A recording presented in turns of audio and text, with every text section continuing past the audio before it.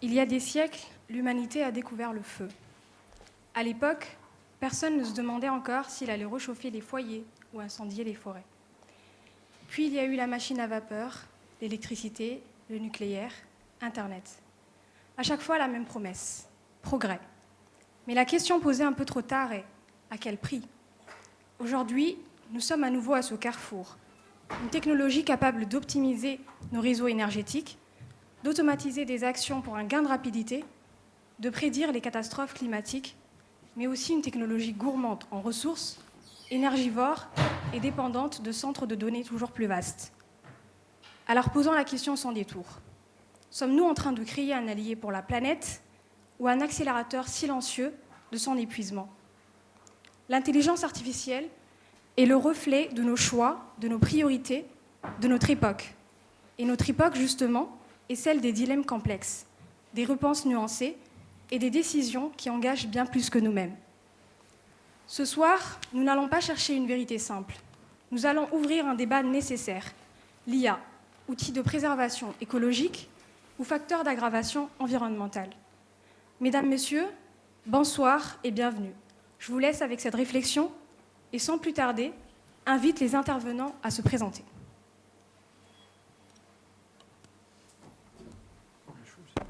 Non, ça marche, ça marche, je crois. Allô ? Ouais, je sais pas, peu importe l'ordre. Bon, alors j'y vais d'abord. C'est bon, ça fonctionne, hein. Ouais, ça a l'air. Donc moi je m'appelle Mathieu Guillermin, je suis enseignant-chercheur à l'Université catholique de Lyon, donc de l'autre côté du Rhône. Je suis physicien de formation, mais plutôt physicien repenti, qui s'est tourné vers la philosophie des sciences dans un second temps. Et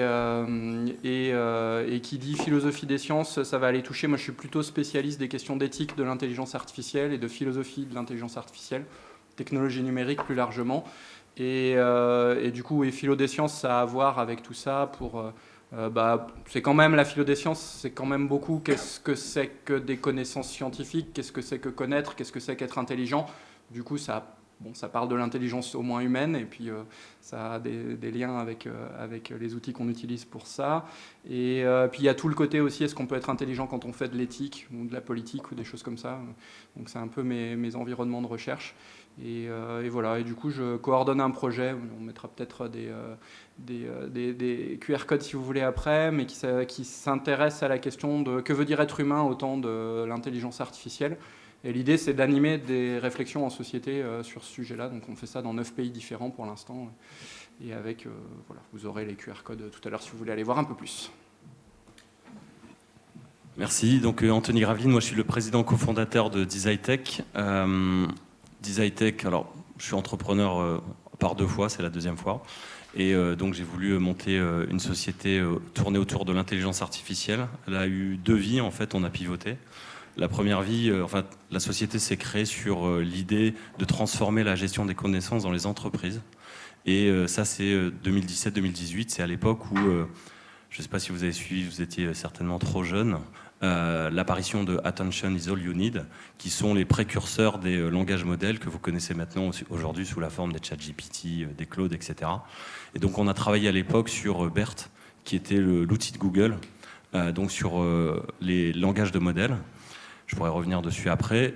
Avec ce projet-là, ça n'a pas marché, on n'a pas réussi, donc on a changé, on a pivoté, comme on dit en business, et on est parti dans l'espace. On a développer la première technologie de deep learning pour pouvoir détecter des exoplanètes un peu spéciales, celles qui tournent autour de leur axe de manière variable. Ça n'avait jamais été fait jusqu'à présent. On a identifié des candidats, on les a soumis à la NASA qui les a nommés, qui les a mis dans la base Kepler internationale des exoplanètes.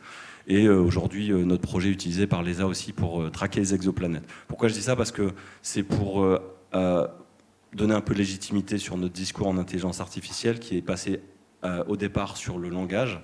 Et ensuite, quand il s'agissait des exoplanètes, c'est sur la vision, c'est-à-dire sur des images. Donc c'est vraiment les 2 axes aujourd'hui. Il y en a d'autres évidemment sur les autres sens, mais d'abord le langage et après la vision. Et c'est là-dessus qu'on a travaillé. Et aujourd'hui, la boîte, après cette mission sur l'observation de l'espace, on a décidé de se consacrer à l'observation de la Terre pour résoudre des problématiques environnementales en exploitant l'imagerie satellite. Pourquoi l'imagerie satellite ? Parce qu'à ce moment-là, on s'est rendu compte qu'il y avait des moyens qui n'existaient pas jusqu'à présent. on était dans une forme de, je ne sais pas utiliser le mot paradigme parce que c'est un peu usé, mais c'est la première fois qu'on pouvait, dans l'humanité, mesurer les impacts de l'activité humaine à l'échelle de la planète, et ce, très régulièrement, ça veut dire sous une semaine. Donc ce n'était pas possible avant, et donc c'est possible aujourd'hui. Donc c'est pour ça que c'est intéressant de mieux comprendre, de mieux modéliser l'impact de l'activité humaine sur l'environnement. Et donc on s'est créé, enfin en tout cas on s'est renouvelé là-dessus, et depuis on développe des solutions qui exploitent l'imagerie satellite et l'intelligence artificielle au bénéfice de l'environnement. Donc on lutte contre les atteintes à l'environnement, contre la perte de biodiversité et contre le changement climatique. Merci.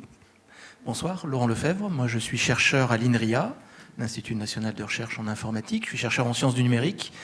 Je travaille à l'École normale supérieure de Lyon. Et depuis une vingtaine d'années, je m'intéresse à la réduction des impacts environnementaux des grandes infrastructures numériques, donc les continuums, les clouds, les data centers, les réseaux de l'Internet. Donc l'IA est au cœur de mes réflexions, des problématiques que l'on aborde. Moi, j'ai une approche plutôt logicielle que matérielle, en ayant une vision sur tout le cycle de vie. Et pour information, là, je vais animer un nouveau projet qui a démarré au 1er janvier, qui s'appelle un PEPR, il s'appelle Numéco. C'est un projet de 25 millions d'euros sur le numérique éco-responsable et la sobriété numérique. Et on va recruter 70 doctorants d'ici 2032. Donc si dans quelques temps vous voulez faire une thèse, n'hésitez pas à vous manifester. Merci Laurent pour la proposition de thèse. Non, je parlais pour eux. Bonsoir tout le monde, je suis Pierre-Louis Roquet. Je suis avocat en droit de l'IA, en conseil et en contentieux. Plutôt en conseil pour l'instant, parce que c'est un droit qui est émergent, un droit prospectif. C'est-à-dire qu'avec l'ensemble des entreprises, start-up ou scale-up que j'accompagne, on prend des risques, parce qu'aujourd'hui, on ne sait pas toujours ce qu'on fait, ce qu'on peut faire, ce qu'on a le droit de faire, donc je prends des risques avec eux. Et en contentieux, parce qu'il y a de plus en plus de contentieux qui arrivent avec l'intelligence artificielle, le vol des données, le dommage causé par l'intelligence artificielle. Prenez l'exemple de la voiture autonome, par exemple, qui écraserait quelqu'un plutôt qu'un autre. Donc je suis très content de pouvoir parler de tout ça avec vous et de l'appliquer à l'environnement. Et je dois faire un test. Nos micros fonctionnent, messieurs. Pas besoin de se le passer. Parfait. Toi, tu n'en as pas. Vous pouvez donc avoir un micro chacun et on va passer du coup à la première partie. On va parler du cycle de vie avec la question où se situent réellement les impacts environnementaux de l'IA et sur l'ensemble de son cycle de vie. Et pour ça, je vais inviter Pierre-Louis à reprendre la parole, si tu veux bien, pour nous présenter un petit peu ce cycle de vie. Et puis du coup, après, on va pouvoir débattre de cette question, si vous avez des choses à dire. Je t'en prie, Pierre-Louis. J'utilise désormais mon micro attitré, donc. Est-ce que vous m'entendez bien ? En réalité, quand on parle de l'intelligence artificielle, on pense tout de suite à ChatGPT, à ce qu'on utilise dans notre ordinateur ou notre smartphone. Mais en réalité, ça remonte des années en arrière, voire des millénaires, voire des milliards d'années. Je ne vais pas vous faire un cours d'histoire, mais pourquoi je vous dis ça, c'est qu'en fait, au tout début, pour l'intelligence artificielle, il faut extraire des minerais. Ces minerais sont évidemment des choses que la Terre a mis beaucoup de temps à construire.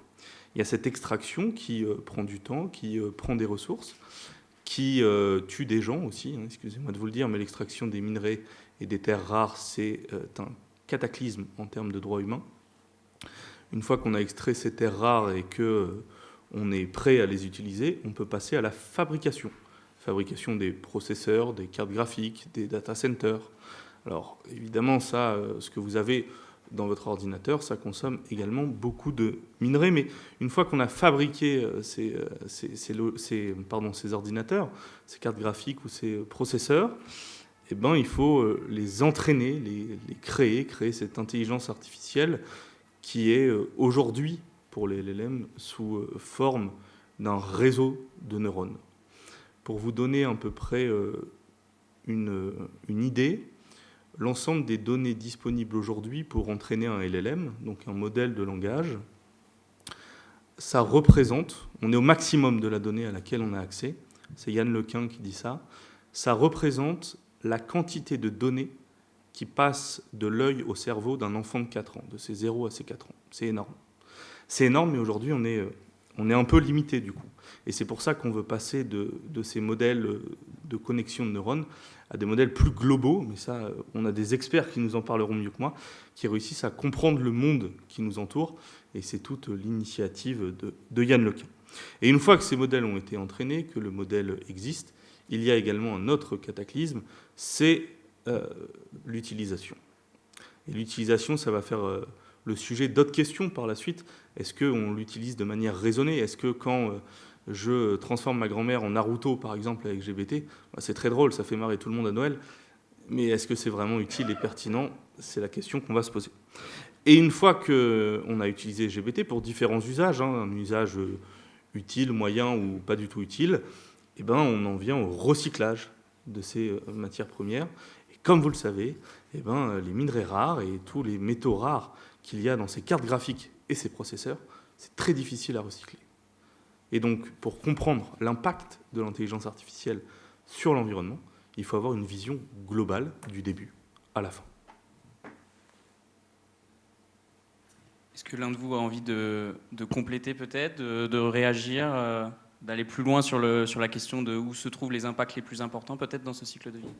Alors moi j'avais envoyé un slide, je ne sais pas si je peux le montrer maintenant. Parfait. Ça vient en complément un peu de ce que tu viens de dire. Non, il n'y est pas. Il était, il a disparu. Yes. Oh, ok, merci. Donc tu as parlé de cycle de vie, du berceau au cercueil. C'est ce que j'ai essayé de représenter ici, en montrant à la fois le cycle de vie du matériel, de la matérialité, mais aussi le cycle de vie de l'IA, tel que tu viens de l'évoquer. Ah, c'est disparu. Bon, c'est pas grave. D'HDMI, là. C'est fugace. C'est fugace. Ça s'en va, ça revient.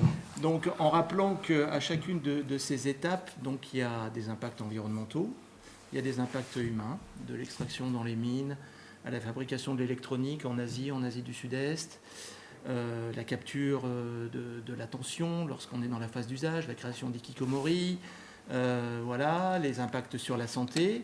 Et puis on appelle ça des cycles de vie, mais comme tu le disais, on recycle à la fin, mais pas beaucoup. Il n'y a pas de cycle. Il n'y a pas de cycle. On ne revient pas à ce qu'on a recyclé à la fin, un tout petit peu, on ne le réinjecte pas dans l'électronique, par exemple, parce que c'est de qualité un peu dégradée, on va le mettre dans d'autres domaines industriels. Ah ouais, c'est dommage, j'aimais bien mon slide. Hein.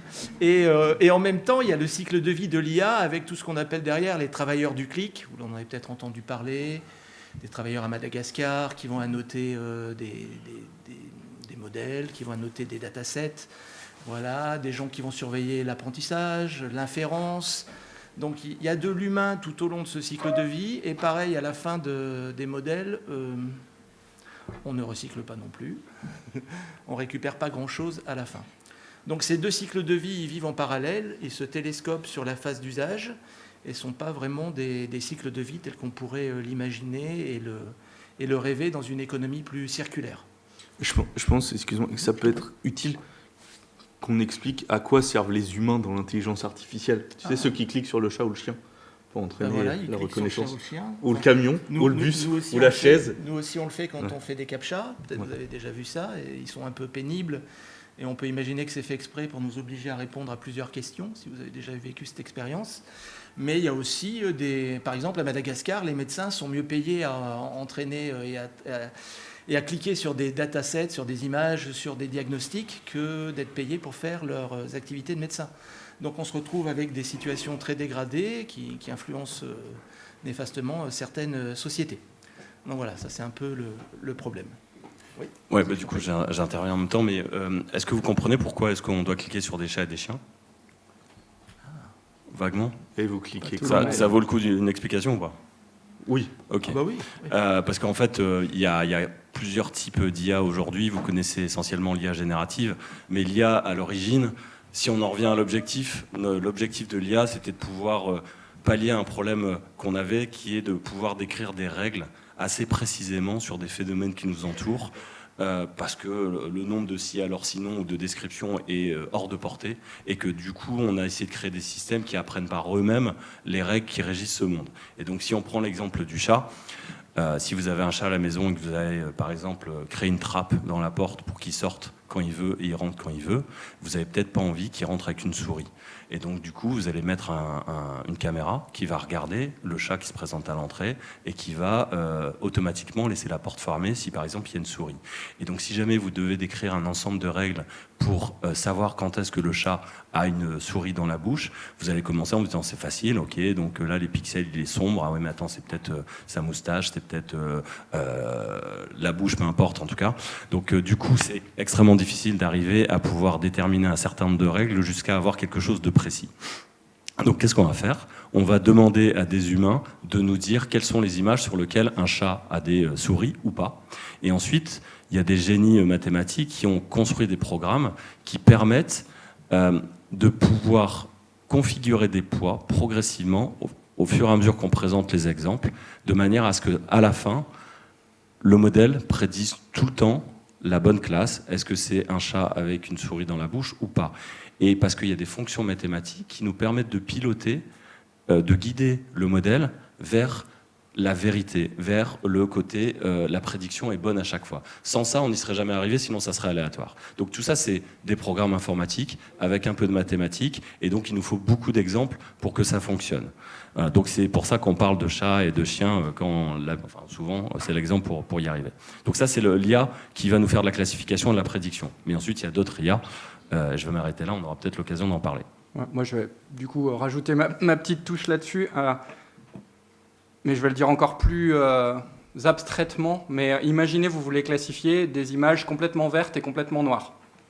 Super facile à écrire le programme. Bon, l'image, c'est le nombre qui dit quelle couleur il faut mettre sur l'écran. Il y en a de partout. Si c'est une seule couleur, vous avez un seul nombre, donc c'est super facile. Noir, c'est mettons 0. Vert, c'est peut-être 1500. N'importe qui peut écrire ça, quoi. Si n'importe quel pixel pris au pif dans l'image, il est au-dessus de 100, c'est forcément 1500, donc c'est une image verte. Si c'est en dessous, c'est noir. Quand c'est comme ça, on gère, quoi. On ne va pas demander à de l'apprentissage machine ou quoi que ce soit. Et l'apprentissage machine, ce que tu viens d'expliquer, c'est vraiment quand ça devient trop compliqué pour qu'on puisse aborder les choses dans l'esprit que je viens de vous dire. Et là, c'est pas non plus de la magie qu'on fait. Enfin, c'est un petit peu ça que je voulais rajouter, c'est que ce qu'on fait, c'est déclarer des types d'opérations possibles, du style comparer la couleur d'un pixel, enfin la valeur d'une couleur d'un pixel avec un autre, du style multiplier les couleurs les unes avec les autres, prendre la couleur là, la rajouter avec celle qui est ici, plein de trucs possibles. On fait une grosse usine à gaz comme ça, et après il y a des paramètres qui, quand on leur donne une valeur, reviennent à dire ah bah si c'est cette valeur-là, cette valeur-là, cette valeur-là, alors le programme il va faire ça, ça, ça et ça précisément. Et apprendre en fait, c'est passer d'une sorte de structure qui peut être plein de programmes différents, mais vraiment plein, surtout si on parle de deep learning et de réseaux de neurones artificiels. Ça peut faire plein de calculs différents selon les paramètres. Et l'idée, c'est de chercher automatiquement un paramétrage qui fait ce qu'on veut que ça fasse. Donc on veut trouver les valeurs qui vont spécifier les opérations à faire, dans quel ordre. C'est à peu près ça l'idée, quoi. Et donc, apprentissage machine égale paramétrage automatique de programme. Mais quand on a dit ça, et peut-être que tu avais ça derrière la tête aussi quand tu parlais de différents types d'IA, il y a quel type d'usine à gaz, quel type d'opération on rend possible, ça conditionne le type d'IA, mais il y a aussi comment on guide l'apprentissage. Et ça, c'est un truc vraiment important à avoir sur le radar, comment on guide ce paramétrage automatique donc pour arriver à un programme précis qui fonctionne, parce qu'il y a des cas, comme jouer au Go, comme faire une partie de Mario le plus vite possible, où en fait vous pouvez avoir un score qui dit est-ce que ce que j'ai fait c'était bien ou pas bien. Et quand c'est ça, alors apprentissage par renforcement notamment, des trucs comme ça, enfin bref, peu importe les termes techniques, là vous pouvez chercher à maximiser le score et peut-être, c'est ce qu'on a eu avec AlphaGo, vous allez à un moment avoir la machine qui propose, on a trouvé en cherchant les réglages, en tâtonnant, globalement, tâtonnant intelligemment, on a trouvé un réglage qui joue d'une manière performante au Go jusqu'à proposer des coups que les humains n'avaient jamais joués. Mais ça, c'est possible parce que le guidage du paramétrage automatique, il est avec une fonction mathématique directement qui traduit tout de suite ce qu'on veut. Mais vous voyez que ça, dans plein de cas, et la plupart des cas intéressants de la vie courante, notamment classifier des images, On l'a pas. Si on avait une équation mathématique qui nous dit si l'image est bien classifiée ou pas, on n'aurait pas besoin, on aurait résolu notre problème. Et donc, dans ces cas-là, mais dans aussi, est-ce que ça est une bonne réponse à la question que la personne a posée? Est-ce que ça est le bon rapport qu'on m'a demandé de sortir? Est-ce que ça? On n'a pas d'équation pour ça non plus. Par contre, ce qu'on peut faire, c'est guider quand même l'apprentissage avec des exemples. Et là, on dira, un paramétrage est plus ou moins bon s'il arrive ou pas à reproduire des exemples. Donc, je redis ce qui a été dit, mais cette partie-là, c'est un type de technologie presque, parce que vous ne pouvez pas en attendre la même chose. De l'apprentissage guidé par un score, fait le plus vite possible le niveau 1 de Mario.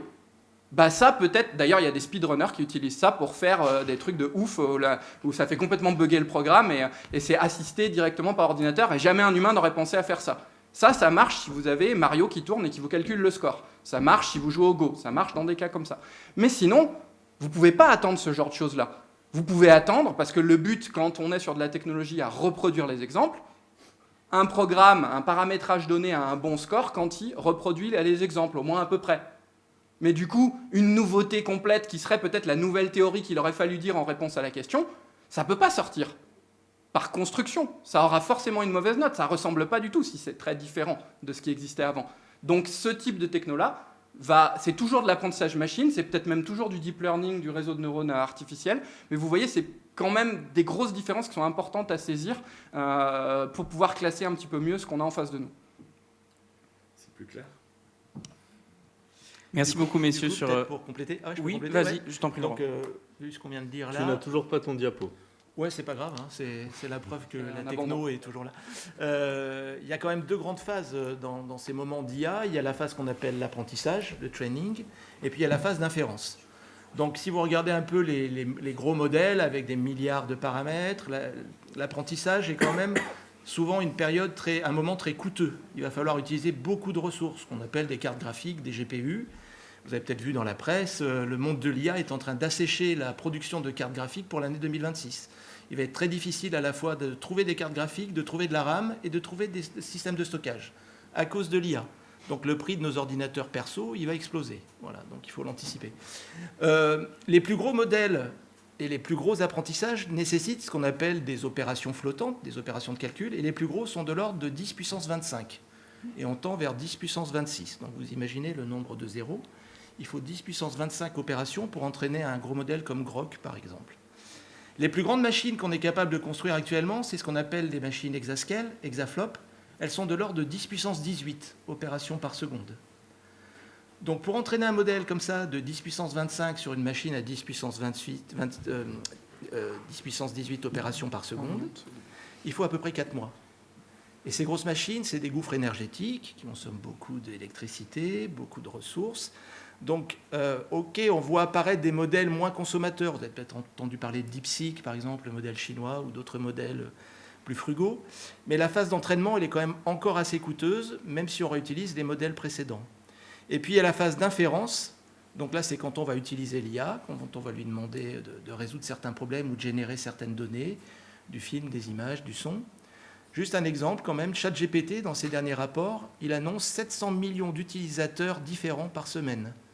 Ça veut dire que 10% de la population mondiale utilise ChatGPT chaque semaine. C'est colossal. Je m'arrête là.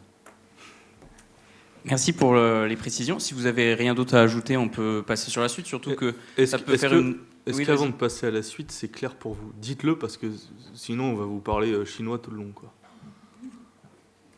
Si vous ne l'avez pas dit maintenant et qu'après vous ne comprenez pas, ce sera de votre faute. Merci. Et oui, on a pu voir du coup que ça pouvait être très énergivore, très coûteux en ressources, etc. Et il y a une certaine course un peu à la performance avec des entreprises qui se bagarrent, une dynamique d'amélioration constante de l'IA. La prochaine question, du coup, c'est un peu cette course à la performance de l'intelligence artificielle. Est-ce qu'elle est compatible avec des objectifs climatiques actuels, par exemple la neutralité carbone d'ici 2050, des choses comme ça? Est-ce que, Anthony, tu veux commencer sur cette question, parler de ce que peut apporter l'IA aussi à cette échelle-là? Alors, non, je ne pense pas que ça soit compatible avec les exigences climatiques et la neutralité carbone, parce que là, ce qui est en train de se passer... même si on décarbone tous les data centers demain, comme l'étude de Pierre le montre, il y a des externalités importantes sur les minerais, sur l'eau aussi, même si ça a été mis comme limite dans le papier. Donc il n'y a pas que si on décarbone les data centers demain, alors on est clean vis-à-vis du climat. Mais, et donc pourquoi ça ne va pas suivre? Parce que tout le monde investit à mort actuellement sur les data centers. Rien qu'aux États-Unis, les 4 premiers investissent 650 milliards d'euros en data center. Un data center, aujourd'hui, l'unité d'œuvre, c'est le gigawatt. Donc on parle de gigawatts pour désigner les opérations. C'est environ 20-30 milliards pour un data center. Donc en fait, ils investissent des capacités à 20-30 gigas par an. C'est en croissance de 70% par rapport à l'année dernière. L'Europe essaye de suivre. La Chine avance aussi beaucoup. Donc du coup, il y a des constructions massives de data centers et de besoins d'énergie qui fait que même s'il est décarboné, il est peu probable qu'on réussisse à rester dans la neutralité carbone que personne ne contrôle d'un point de vue vraiment strict. On se voit sur des COP, on en parle, on essaye de faire des efforts, il y a des contributions nationales. Voilà, ça n'engage que ceux qui ont signé, quoi. Donc, puisque tu évoques la consommation électrique et 1 gigawatt, vous savez ce que ça représente, 1 gigawatt, en termes de production électrique, un ordre de grandeur? Donc, c'est à peu près 700 000 foyers en France, 700 000 à 900 000. Et un réacteur nucléaire français produit 1 gigawatt. C'est ça. Et on en a 59, 58, quelque chose comme ça. Donc, la France s'est aussi engagée dans la production de data centers. Vous avez peut-être vu l'annonce d'Emmanuel Macron l'année dernière au sommet mondial de l'IA. On s'est engagé à produire peut-être 35 à 50 data centers pour l'IA en France, dont 3 data centers peut-être à 1 gigawatt d'énergie demandée. Alors, ce n'est pas l'énergie consommée à la fin. Il y a du surdimensionnement, bien sûr. Donc, il y a un data center à Valence, vers Bordeaux, par exemple, vers Grenoble. Il va y avoir beaucoup de data centers dédiés à l'IA sur le sol français. Les grands acteurs américains, notamment, ils essayent de décarboner leur approche en se collant avec du nucléaire, comme on le fait finalement en France. Vous avez peut-être vu, Microsoft réactive un des réacteurs de 3 Mile Island, qui avait eu un problème sérieux dans les années 70. Il y a Amazon qui achète des petits réacteurs nucléaires pour alimenter ses data centers. Donc on est dans cette course-là, parce que la plupart des grands acteurs, ils avaient établi des objectifs qu'on appelle net zéro ou zéro carbone, à discuter aussi sur cette formulation, dans les années 2020, mais avec le chamboulement de l'IA, ils ne sont plus capables de respecter ces objectifs. Donc voilà, ils essayent de retourner à du moins carboné en mettant du nucléaire. Vous savez que le nucléaire a d'autres impacts aussi. Moi, je suis d'accord avec vous et je ne pense pas qu'on atteigne la neutralité carbone. Et je trouve ça assez drôle de présenter les différentes COP qui s'enchaînent comme un rendez-vous, on discute et à la fin, on se dit à l'année prochaine, puis on verra bien ce qu'on se dit. J'ai juste une question pour vous. Est-ce que vous savez combien de fois dans le règlement sur l'intelligence artificielle, le règlement européen, le mot carbone apparaît? 0. Presque. Toi, tu as dit 0. Bravo. 0 fois. Est-ce que ça veut dire qu'on s'en fout? Est-ce que ça veut dire que c'est dans d'autres règlements? Moi, j'ai mon avis sur la question et j'espère que vous aurez le vôtre à l'issue, justement, de cette conférence. Mais ce qui est intéressant aussi sur le fait d'avoir une neutralité carbone et les objectifs climatiques actuels, je reprends un peu ma robe d'avocat, c'est cette notion de responsabilité. Depuis une directive européenne de 2023 ou 2024, un logiciel, aujourd'hui, est défini comme un produit, et donc un produit peut être défectueux. Et l'article 1245 du Code civil, je ne sais pas si vous faites du droit, mais on a un Code civil, dans le Code civil il y a des articles, et il y a l'article 1245 du Code civil qui dit que c'est le fabricant du produit qui est responsable en cas de dommage. Et moi je pense qu'on va voir émerger de plus en plus des responsabilités de ces fabricants de produits sur 1245 Code civil pour justement des atteintes à l'environnement qui auront eu lieu à cause de ces logiciels et à cause de ces produits qui, selon moi, pour une partie, sont défectueux. Et sur l'autre point, ce qui est important dans la course à la performance de l'IA, c'est ce qu'on appelle l'effet rebond, qui a été identifié par un économiste britannique au XIXe siècle, c'est Mr. Jevons, excusez-moi pour l'accent, où lorsqu'on a amélioré l'efficacité de la machine à vapeur, pour autant, la consommation du charbon n'a pas du tout diminué, mais a explosé. Et c'est exactement ce qui est en train de se passer avec l'intelligence artificielle. C'est cet effet rebond qui est mirobolant. Mais parce que nous tous, moi le premier, je ne vous donne pas du tout de leçon, mais le mail que j'aurais pu mettre 5 minutes à écrire en réfléchissant un petit peu, très tentant, à 21h le soir, quand j'ai envie de rentrer chez moi, de le balancer dans une IA et de lui dire « Rédige-moi le mail pour la cliente parce que là, j'ai envie de rentrer chez moi. » Et pourtant, avec un petit peu de conscience écologique, j'aurais pas dû le faire. Bravo. Merci. Ouais, le pire, c'est que ça peut se discuter même, hein, parce que si tu es fatigué et que tu mets 1 heure à écrire ton mail, plutôt que d'éteindre ton ordinateur 55 minutes plus tôt, bon, il faut avoir accès à combien de tokens et combien ça a coûté, ce qui est compliqué, quoi. Faut mettre 1 heure pour rédiger le mail, quoi. Ouais, non, mais tu vois, c'est des vraies questions. Moi, c'est ce que je voulais rajouter, mais je pense que je vais anticiper, ouvrir la boîte de Pandore un peu, mais c'est quoi la performance ? C'est quoi la performance ? Il y a une course à la performance. Mais même ça, on nous vend qu'il y a une course à la performance. C'est quoi ? C'est quoi la performance ? Alors oui, on entend bien cette idée de course vers l'intelligence artificielle générale qui pourrait atteindre, dépasser tous les humains, répondra mieux à toutes les questions que nous. Ça, on pourra en reparler, je ne veux pas faire des cours de philo des sciences là, mais je pense que c'est un truc qui est vide de sens, hein, l'idée qu'on puisse déléguer le travail de validation des connaissances à l'IA comme ça directement sur ces questions-là, dans ce contexte-là, ça n'a pas trop de sens. Donc une fois qu'on a enlevé ça, et en plus... Bon, oui, c'est sûr qu'on peut présenter les choses en disant, regardez, il y a 5 ans, un ordinateur ne répondait pas à votre question formulée en langage naturel. Ça racontait n'importe quoi. Ça écrivait vaguement des trucs. Si vous avez vu, il y avait eu un film qui avait été monté par des gens qui avaient récupéré un texte généré automatiquement par IA, et ça faisait un super film, mais parce qu'il jouait super bien, le truc était complètement saugrenu et tout. Et donc oui, bien sûr, la performance, c'est impressionnant. Si on regarde depuis 10 ans, on est passé de 0% de bonnes réponses à 80% de bonnes réponses. Mais s'appuyer là-dessus pour dire qu'il y a une vraie course pour arriver à 100% de bonnes réponses, sachant qu'en plus le 100% de bonnes réponses, à mon avis, n'existe pas, enfin, ça n'a pas de sens philosophique, mais on pourra y revenir. Mais même plus de bonnes réponses, c'est pas ce qu'on observe. C'est pas ce qu'on observe, c'est plutôt un plateau. Enfin là, je laisserai confirmer ou infirmer par mes collègues, mais... Je peux le faire juste après si tu veux tacler ou confirmer. Mais de toute façon, vous voyez, il faut vraiment se poser la question, c'est quoi la performance ? Et là, ce qu'on voit de concret, c'est regarder le crash zoom, il est vachement mieux fait avec l'iPhone bidule. Enfin, si vous avez regardé les JO, vous n'avez pas pu échapper à cette pub-là. Et donc, c'est plus performant d'une version à l'autre et tout, mais c'est quand même des notions de performance qui sont très peu interrogées.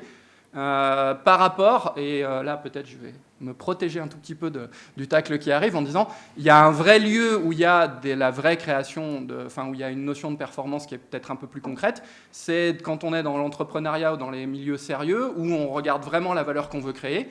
Et là, c'est bon, il y a du modèle de langage pour créer de la valeur, mais il y a plein d'autres trucs d'IA qui créent de la valeur aussi, et ça demande souvent de réfléchir beaucoup plus au cas d'usage, aux objectifs, au but, pour être sûr qu'on s'en rapproche. Et du coup, il n'y a pas un but flou comme ça de performance généralisée. Il y a des objectifs sur lesquels on peut progresser ou pas. Et la lecture micro est peut-être un peu plus saine que cette idée de course globale, quoi. Enfin, bon, je n'ai pas très bien dit. Non, il n'y a pas de problème. C'est juste que moi, j'aimerais faire la distinction entre l'IA à l'usage du grand public et l'IA à l'usage des entreprises. Je ne sais pas à quel point vous êtes conscient de la révolution qui est en train de se passer sur l'IA pour les entreprises. C'est une vague de fonds extrêmement importante. C'est d'ailleurs ce qui tire les dépenses d'investissement des grands, des Seven Magnificent, comme on dit, ou des hyperscalers, parce qu'ils savent que la demande en inférence, c'est-à-dire, on l'a expliqué tout à l'heure, il y a le training et ensuite l'inférence. L'inférence, c'est une fois que le modèle a été entraîné, on le sollicite pour ce pourquoi il a été créé. Aujourd'hui, ChatGPT, c'est pour parler, raisonner, vous faire des équations, ce que vous voulez. Il y a plein de choses formidables qui sont possibles d'être faites et pas simplement générer des images avec Nano Banana, etc. Et donc, en entreprise, c'est en train de prendre... En fait, ce qui est en train de se passer, c'est qu'on digitalise des fonctions cognitives et comme c'est digitalisé, on peut les programmer.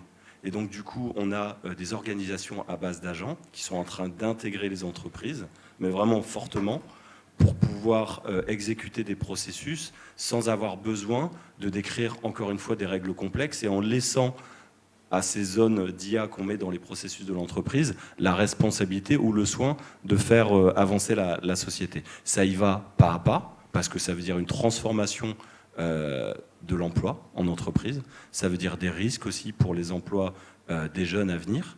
des shifts qu'il y a sur la façon de considérer l'emploi des jeunes, ça souvent aux États-Unis parce qu'ils sont un peu en avance sur ces sujets-là. Mais l'agentic AI, comme on dit, c'est ce langage modèle à qui on donne des outils, des missions, voire parfois une âme. Je ne sais pas combien d'entre vous ont entendu parler d'OpenClaw ici. Vous avez entendu parler d'OpenClaw? Personne? Moi. Toi? Ah oui, il faut que tu suives hein, en droit. Bon, je ne vais pas expliquer ce que c'est OpenClaw, mais c'est quand même... C'est la couche au-dessus des LLM aujourd'hui, avec beaucoup de risques. Hein. Tout ça, c'est fait un peu en mode Far West, ça donne des gros problèmes de sécurité, etc. Mais les entreprises ont l'habitude de s'adapter. Il y en a qui vont souffrir de ça, puis il y en a qui vont construire et continuer de construire dessus. Ce que je vous dis, c'est que les capacités d'investissement qui dépassent largement, par exemple OpenAI, quand il investit, il fait 20 milliards d'euros de chiffre d'affaires ou de dollars. Il est en train d'investir 4 ou 5 fois plus en CAPEX que ce qu'il est capable de déployer. Pourquoi ils le font? Parce qu'ils savent qu'il y a une accélération des demandes d'inférence par les entreprises qui sont en train d'intégrer l'IA générative comme agent dans leur processus. Et demain, ce n'est pas les humains qui vont tirer les tokens dans les inférences, c'est les agents. Et ça, on ne sait même pas à quel point ça va avoir un effet multiplicateur. On va donner des missions à des agents qui vont avoir une autonomie, accès à vos ressources, et se balader sur Internet, sur votre compte, en ayant, là aujourd'hui, il y a Coinbase qui a créé un wallet pour les agents.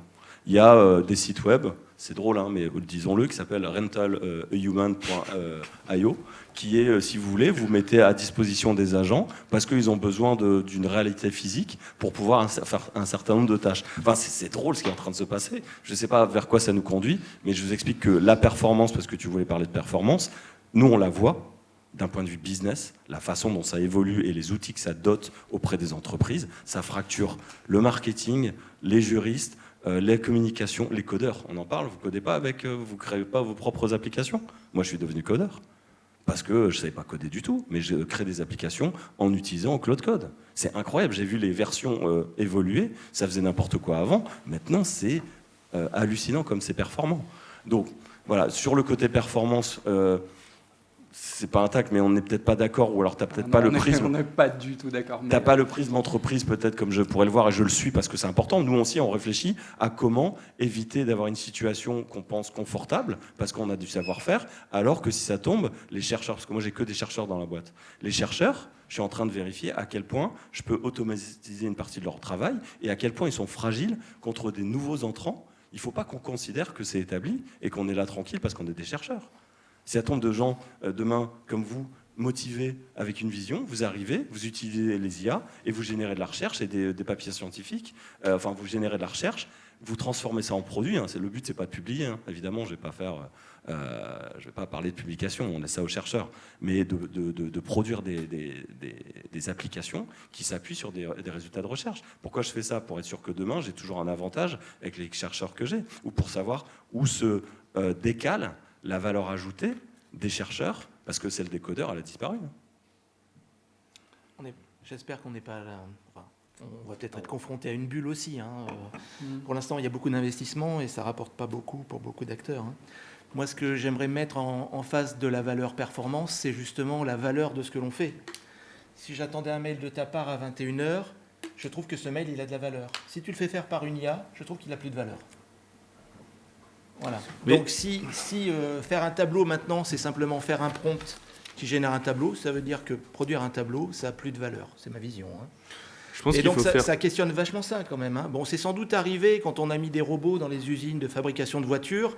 L'expertise de l'ouvrier qui savait construire une portière de voiture et l'assembler, elle ne valait plus rien, cette expertise, parce qu'on l'a remplacée par un robot. Donc à toutes les époques, ça a dû exister, ça a dû arriver.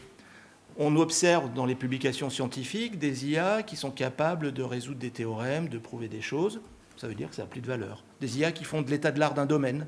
Non, mais le coût de l'intelligence tend vers zéro, c'est ce qu'on dit aujourd'hui. Non, la valeur du produit résultat ne vaut plus rien. C'est ça, le coût de l'intelligence. Donc il faut qu'on se retourne vers d'autres choses. Non, mais là, tu vois, par exemple, tu as employé plusieurs fois intelligence. Le coût de l'intelligence, ce n'est pas le coût de l'intelligence, c'est le coût de produire un résultat qui est produit par de l'intelligence humaine. C'est pas la même chose. Et le fait que quelqu'un le vive, ça a une certaine valeur. Je suis peut-être un chouï moins radical que ce que tu as dit sur le fait que ça a plus du tout de valeur ou de la valeur si c'est faisable ou pas par IA. Mais ça pointe le côté déjà en soi, peu importe de la qualité. le fait que l'économie s'emballe autant, ce qui est réel, ce qui a été décrit est réel en termes d'investissement, le fait que ça s'emballe autant en marchant complètement sur la question de est-ce que ça a de la valeur que quelqu'un ait vécu quelque chose pour obtenir ce résultat. Quand bien même le résultat est super solide, même s'il faudrait mettre des limites philosophiques à ça s'il n'y a pas d'humain. Mais vous testez, ça marche, donc on fait confiance, mais il n'y a plus d'humain ou il y a un humain. Cette question ne devrait pas être occultée pour le bien de tout le monde, mais ça ne veut pas dire qu'il n'y a pas des cas où il faut.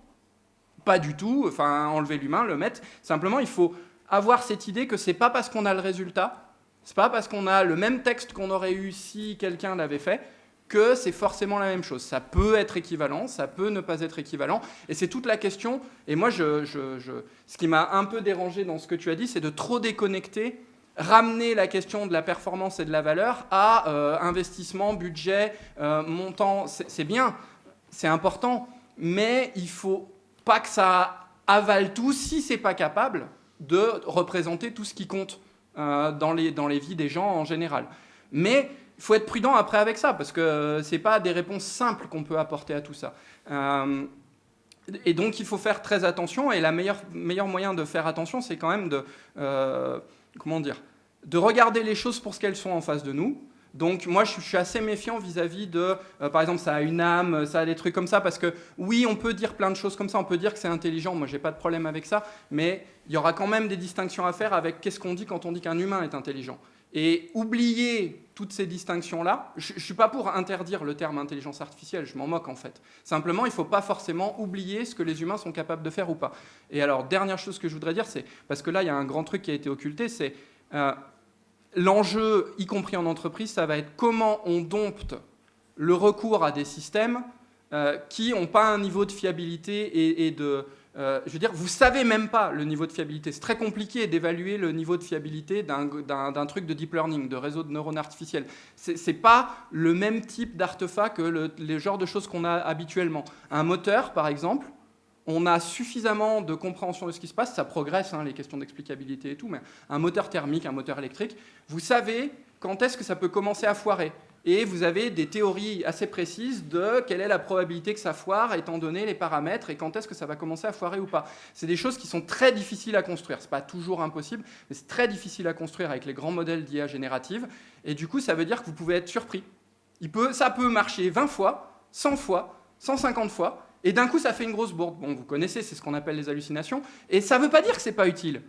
Mais qui peut dire qu'il y a eu hallucination ou pas ? Bon, vous pouvez construire des programmes qui vérifient des trucs, mais ultimement, c'est un humain compétent qui vient valider les choses. Et un programme qui vérifie, comment vous validez que le programme il vérifie bien ? Parce qu'il y a un humain compétent qui est capable de vérifier ce que vérifie le programme. Et donc, tout ça, à un moment, il va falloir le regarder en face en disant « Ouais, on est dans une fuite en avant d'implémentation d'outils parce que ça fait gagner du temps. » Et je pense que il n'y a pas le monde de l'entreprise, le monde extérieur. Vous-même, vous l'avez vu, ça fait gagner du temps, avec des outils plus ou moins performants. Si vous payez, c'est plus performant. Si vous ne payez pas, c'est moins performant. Néanmoins, qu'est-ce qu'on perd quand on gagne du temps ? Et ça, si on l'occulte, ça risque de nous péter à la tête à un moment ou à un autre, et de plein de manières différentes, notamment en termes de deskilling et d'appauvrissement cognitif, qui font qu'on sera plus capable de vérifier quoi que ce soit demain, et on s'appuiera sur l'IA, mais pas parce qu'on est capable de dire ça mérite qu'on s'appuie dessus, mais parce qu'on sera plus capable collectivement de vérifier si ça mérite ou pas. Excel, vous vous appuyez dessus parce que vous faites confiance à des gens qui peuvent vous dire c'est fiable, et puis parce que vous avez des cas d'usage suffisamment où ça crache pas trop souvent. Vous voyez, toute cette dimension-là, elle est importante. Ouais, il y a tellement de choses à débattre dans ce qu'il vient de dire. Il n'y a pas trop de réponses. On a un peu de... Non, mais pas de problème. On va essayer de passer vers la suite et on passera sur les questions d'éthique en plus un peu à la fin. Donc, tu auras l'occasion de redébattre avec Mathieu. Je voulais juste, avant qu'on passe à la prochaine question, je voyais que Pierre-Louis ou Laurent, vous réagissiez par rapport aux autres. Moi, on m'a dit que mon mail, il n'avait pas de valeur, alors que je facture ça super cher. C'était pour le faire réagir. Il réagit, c'est bien. Effectivement, il réagit. Je ne sais pas comment je vais faire pour vivre. Non, plus sérieusement. Non, mais c'est marrant ce que tu dis, mais moi, je fais toujours la différence entre le contenu et le contenant. Si tu veux, le contenu de mon mail, c'est moi qui vais le dicter pour gagner du temps.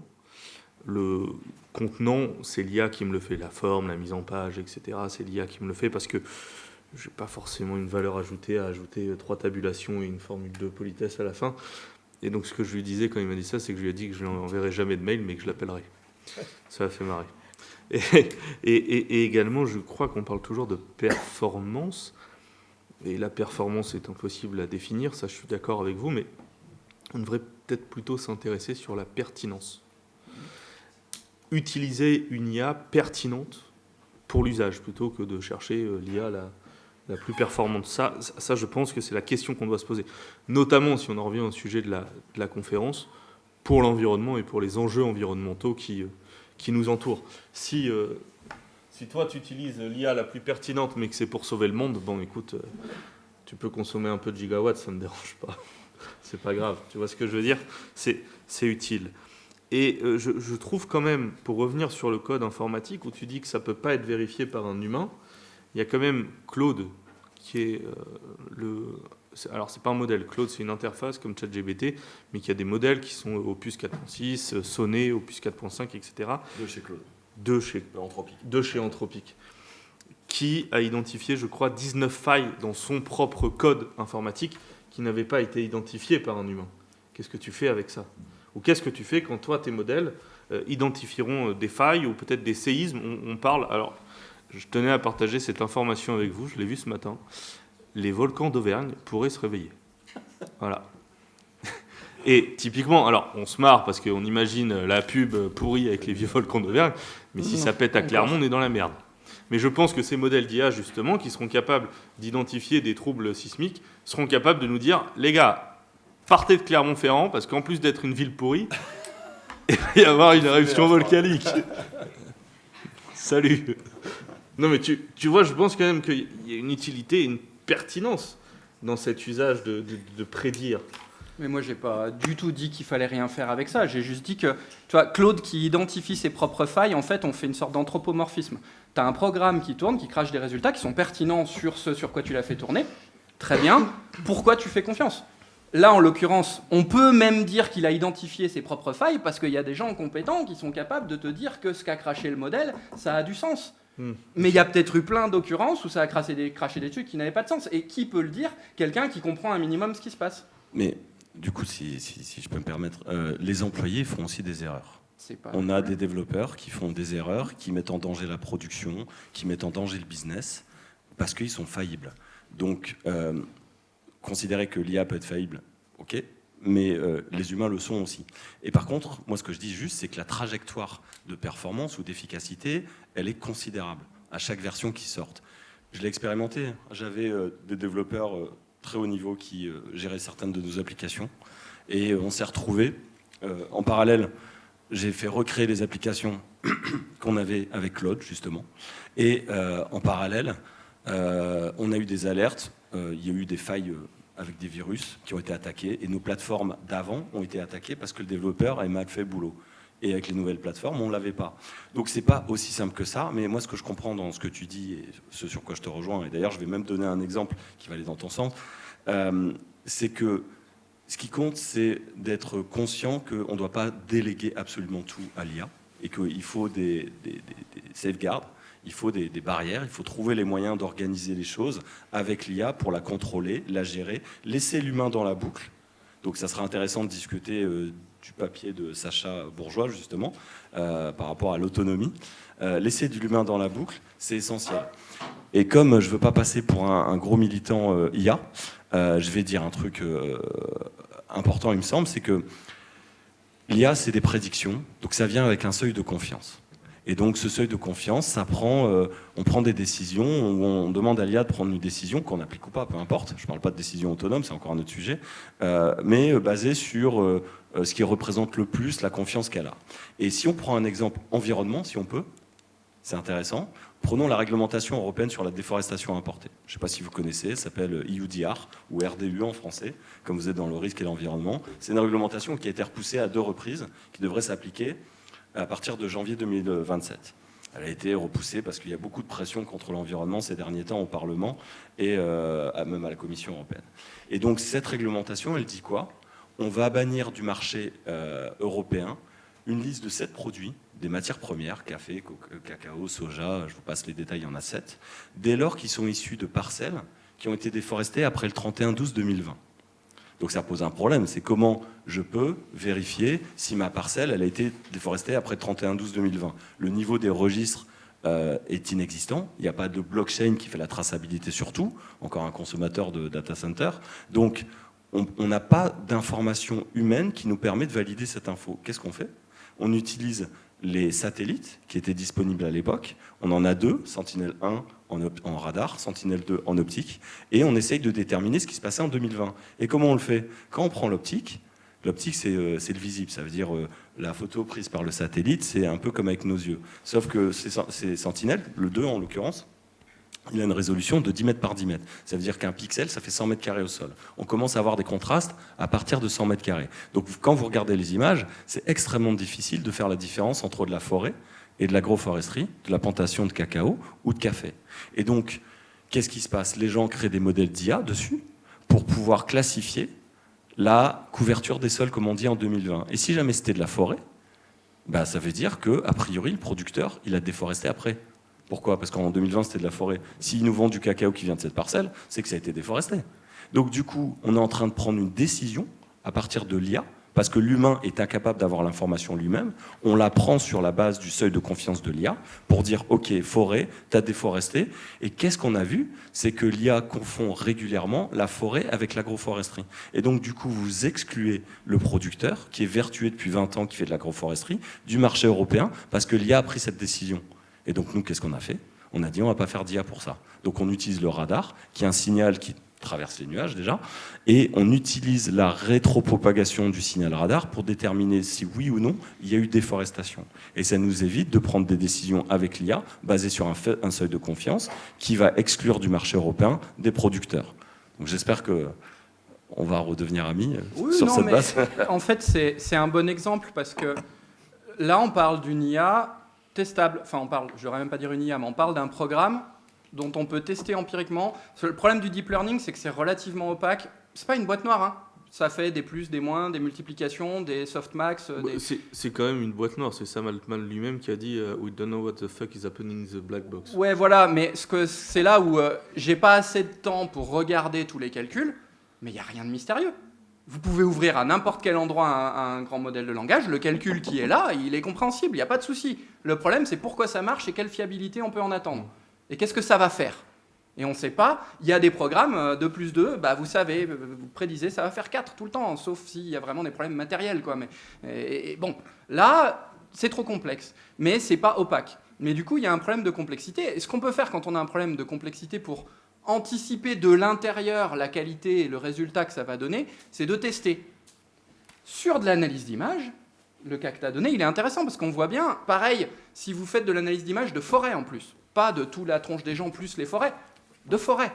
Déforesté, pas déforesté. Vous pouvez aller voir, vous vérifiez les prédictions, est-ce qu'elles sont bonnes ou pas.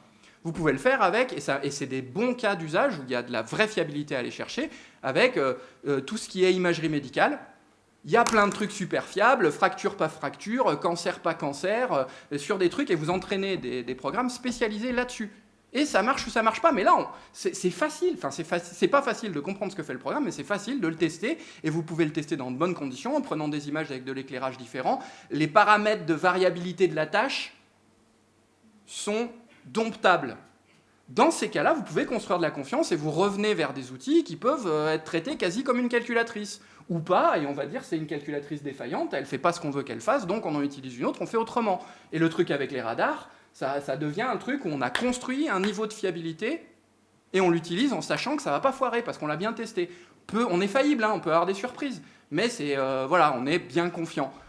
Le truc, c'est qu'avec l'IA générative en mode les gros machins à des milliards de paramètres, milliards, j'exagère un peu, mais milliers de milliards de paramètres, sur des tâches très diversifiées, les inputs peuvent varier dans des sens qu'on ne sait pas du tout tester dans toutes les conditions où il faudrait tester pour être sûr que...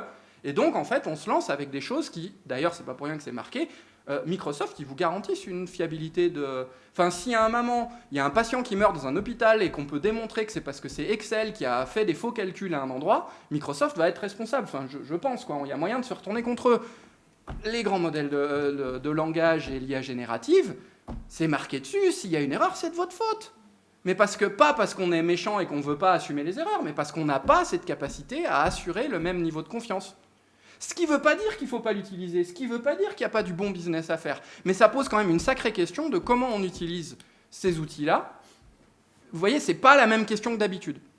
Et ça, il faut le regarder en face pour pouvoir bien l'utiliser. Et par contre, il y a des super trucs d'IA à faire qui ne sont pas de l'IA de gros bourrin, soi-disant la plus performante possible, mais qui en fait sont des vrais trucs performants pour des tâches spécifiques sur lesquelles on peut démontrer, au moins empiriquement, qu'à défaut de démontrer par l'explication du programme, que ça tient la route. Bon, désolé. Monsieur, je vous remercie.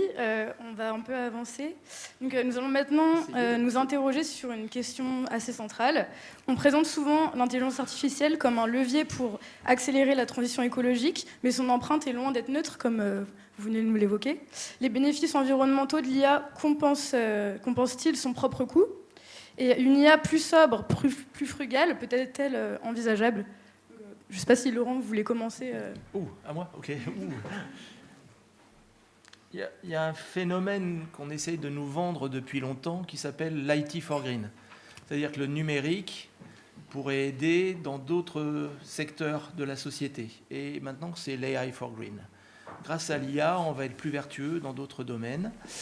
C'est intéressant comme phénomène, mais c'est difficile à prouver scientifiquement. Vous avez peut-être vu la dernière étude de l'ADEME qui a travaillé sur ce sujet en prenant une trentaine de scénarios, puis en les estimant très précisément. Voilà, on montre que finalement le numérique, dans la plupart de ces scénarios qui étaient plutôt positifs pour le numérique, ils sont dans la marge d'erreur. Les gains sont de quelques pourcents. Donc quand on prend vraiment en compte toute l'équation et tous les impacts associés, alors ça c'est difficile bien sûr, très souvent l'AI for Green il n'existe pas vraiment encore pour l'instant. En tout cas je demande à le voir et à ce qu'on le prouve scientifiquement. Alors il y a quelques scénarios, tu l'as évoqué et toi aussi, qui peuvent être très bien sans aucun doute, mais ce n'est pas encore prouvé majoritairement pour beaucoup d'usages. Donc ça c'est un vrai challenge. Et ça vient aussi avec le fait de comment est-ce qu'on estime les impacts, comment est-ce qu'on mesure. Vous avez peut-être vu certaines sorties. Par exemple, il y a Mistral qui a mesuré son chat en essayant de voir quel est le coût d'un prompt. Ça, c'était la dernière étude de Mistral. Et on va sortir des chiffres comme un prompt, c'est 5 gouttes d'eau. Voilà. Vous avez un chiffre comme ça a l'air pas beaucoup finalement. Hein. Bon, après, quand on ramène ça sur une année d'usage de Mistral, ça fait 12 000 piscines. Bon, c'est un peu différent, ok, ça dépend un peu les ordres de grandeur. Et puis, quand on compare avec l'étude de Gemini, là, ça n'a rien à voir. Là, c'est beaucoup moins que ça, encore moins. Et là, on se dit, mais on compare quoi et quoi, en fait, et on ne sait pas. On ne sait pas comparer, donc on a du mal à estimer, on a du mal à comparer. Donc, vraiment, faire des analyses de cycle de vie, comme on l'a évoqué juste avant, c'est une méthode qui doit être sérieuse, qui doit être normée, qui doit être scientifique. Et ça, pour l'instant, il y a un niveau d'opacité sur l'IA générative, qui ne permet pas ça pour l'instant. Et c'est une obligation juridique dans le règlement de l'intelligence artificielle. Oui, mais elle n'est pas mondiale. C'est ça, cette obligation. Non, mais dès que tu interviens en France ou en Europe, ils seraient censés... c'est même pas l'idéal, ils sont légalement tenus. Si vous voulez vérifier, c'est l'annexe 11, section 2.2.e. La conso d'énergie connue ou estimée du modèle, si inconnue, ils ont vraiment pensé à tous ces législateurs, on s'appuie sur les ressources informatiques utilisées. Voilà, démerdez-vous avec ça. Sauf que la plupart ne veulent pas partager parce que c'est un secret industriel. Et ouais. Ça te montre si tu es surdimensionné, sous-dimensionné, ça te donne un peu plein d'infos à tes concurrents. Donc c'est sûr, ça serait l'idéal. Ouais, ça serait vraiment l'idéal. Ouais, effectivement, là, donc tu as parlé de tout ce qui était empreinte, et donc en face de l'inférence de l'utilisation de tout le monde l'IA, on ne sait pas mettre des bénéfices. Hein. Ce que vous faites avec Banana ou autre, on ne sait pas mettre des bénéfices, évidemment. Donc sur le côté, est-ce qu'on peut mesurer si au global, c'est bénéfique l'IA pour l'environnement? C'est extrêmement compliqué, et comme le disait d'ailleurs... le document que vous nous avez passé, qui est très intéressant, de Sacha Bourgeois, il y a une asymétrie épistémique, ce qui fait que comprendre l'environnement et les échelles des interactions sur tous les éléments de l'environnement nous échappe d'un point de vue cognitif. On ne sait pas le faire. Voilà, c'est trop compliqué. Et donc, du coup, personne ne peut essayer de créer une équation ou un modèle qui va permettre de tout modéliser demain. Donc, on ne peut pas le faire d'un point de vue quantitatif, mais on peut essayer de le faire d'un point de vue qualitatif. Et c'est là où, du coup, nous, on intervient, en tout cas, on essaye d'intervenir, mais ce qu'on voit sur la partie environnement. Parce qu'évidemment, je ne parle pas de tous ceux qui font de l'IA pour la défense. ceux qui vont piloter des drones automatiquement pour tuer des gens. Voilà, donc nous, on s'occupe que de l'environnement. Donc l'IA a beaucoup de facettes et beaucoup de négativité aussi. Et donc sur l'environnement, il y a la lutte contre les atteintes à l'environnement, déjà par la recherche de pollution par les déchets. Je ne l'ai pas dit, mais nous, on a développé et commercialisé la première plateforme qui automatise la détection et la surveillance des dépôts sauvages et décharges illégales. Et on le fait à partir de 4 mètres carrés avec des satellites qui sont en orbite à 500 km. Donc on identifie ce qu'on appelle des anomalies sur le territoire qui font 4 mètres carrés et évidemment plus grandes pour lutter contre ce fléau. Pourquoi c'est un fléau? Parce que les dépôts sauvages, ça sointe, ça fait du jus, comme on appelle du lixiviate, voilà, ça infiltre les sols, et donc ça peut, si c'est sur une nappe phréatique, la contaminer. Ensuite, ça peut déclencher des départs de feu. Alors pas sur nos latitudes, mais par exemple Chypre, l'année dernière, ils ont eu un gros départ de feu, dont un qui venait d'une décharge illégale. Et donc ils ont perdu 125 km² de forêt, ça leur a coûté 60 millions, et il y a 2 vies qui sont mortes. Donc là, il me faut de l'IA, parce que sans l'IA, je ne sais pas traiter. Si je prends un de nos clients, le Val d'Oise, c'est 1300 km². On parle de 10-15 milliards de pixels à analyser à chaque fois que vous avez une image sur les 1300 km², parce qu'on utilise une précision à 50 cm. Et donc, en photo-interprétation, c'est strictement impossible. Donc il nous faut de l'IA qui automatise la détection des dépôts sauvages. Donc là, l'IA est bénéfique par rapport à son coût d'inférence qui est faible. Nous, on a mesuré notre scope 1, 2, 3. Alors, on n'a pas de scope 1, mais on a fait notre scope 2, 3 au niveau carbone, et c'est très négligeable par rapport à notre impact, en tout cas qu'on estime sur l'environnement. Donc ça, c'est un des premiers points. Ensuite, on a la pollution des eaux qu'on peut détecter avec des satellites, mais encore une fois, il faut pouvoir avoir de l'IA pour le faire. Ensuite, vous avez la prévention des émissions de carbone. Donc là, ça va être la déforestation. Je l'ai dit tout à l'heure, moi, la déforestation, je n'utilise pas d'IA pour les raisons que j'évoquais. Mais quand il s'agit de faire des 30 ans d'historique, on peut utiliser de l'IA juste pour reconstituer des tendances sur la déforestation sur des massifs. Sur la prévention des émissions, ce qui est utile, par exemple, c'est de détecter le méthane. Le méthane, c'est inodore, incolore, vous ne le voyez pas. On peut, avec certains capteurs satellites, l'identifier et avec l'IA mesurer et calculer les émissions de méthane. Et si vous connaissez le méthane, c'est le deuxième contributeur à l'effet de serre, c'est 80 fois plus puissant que le CO2, et donc c'est clé de pouvoir l'identifier, notamment on le voit sur des grosses décharges à contrôler, ça émet jusqu'à 20 tonnes par heure en permanence. Et donc on relâche inutilement et gratuitement du méthane qui est extrêmement impactant sur le réchauffement, et donc identifier ces zones pour intervenir, c'est aussi clé. Ensuite, on a la promotion de la séquestration en carbone, l'agroforesterie que j'évoquais tout à l'heure. On va, par exemple, avec l'IA, et c'est ce qu'on fait en Afrique de l'Ouest, en Côte d'Ivoire, au Ghana. Si vous voulez, on a projeté les diapos que vous nous avez envoyés.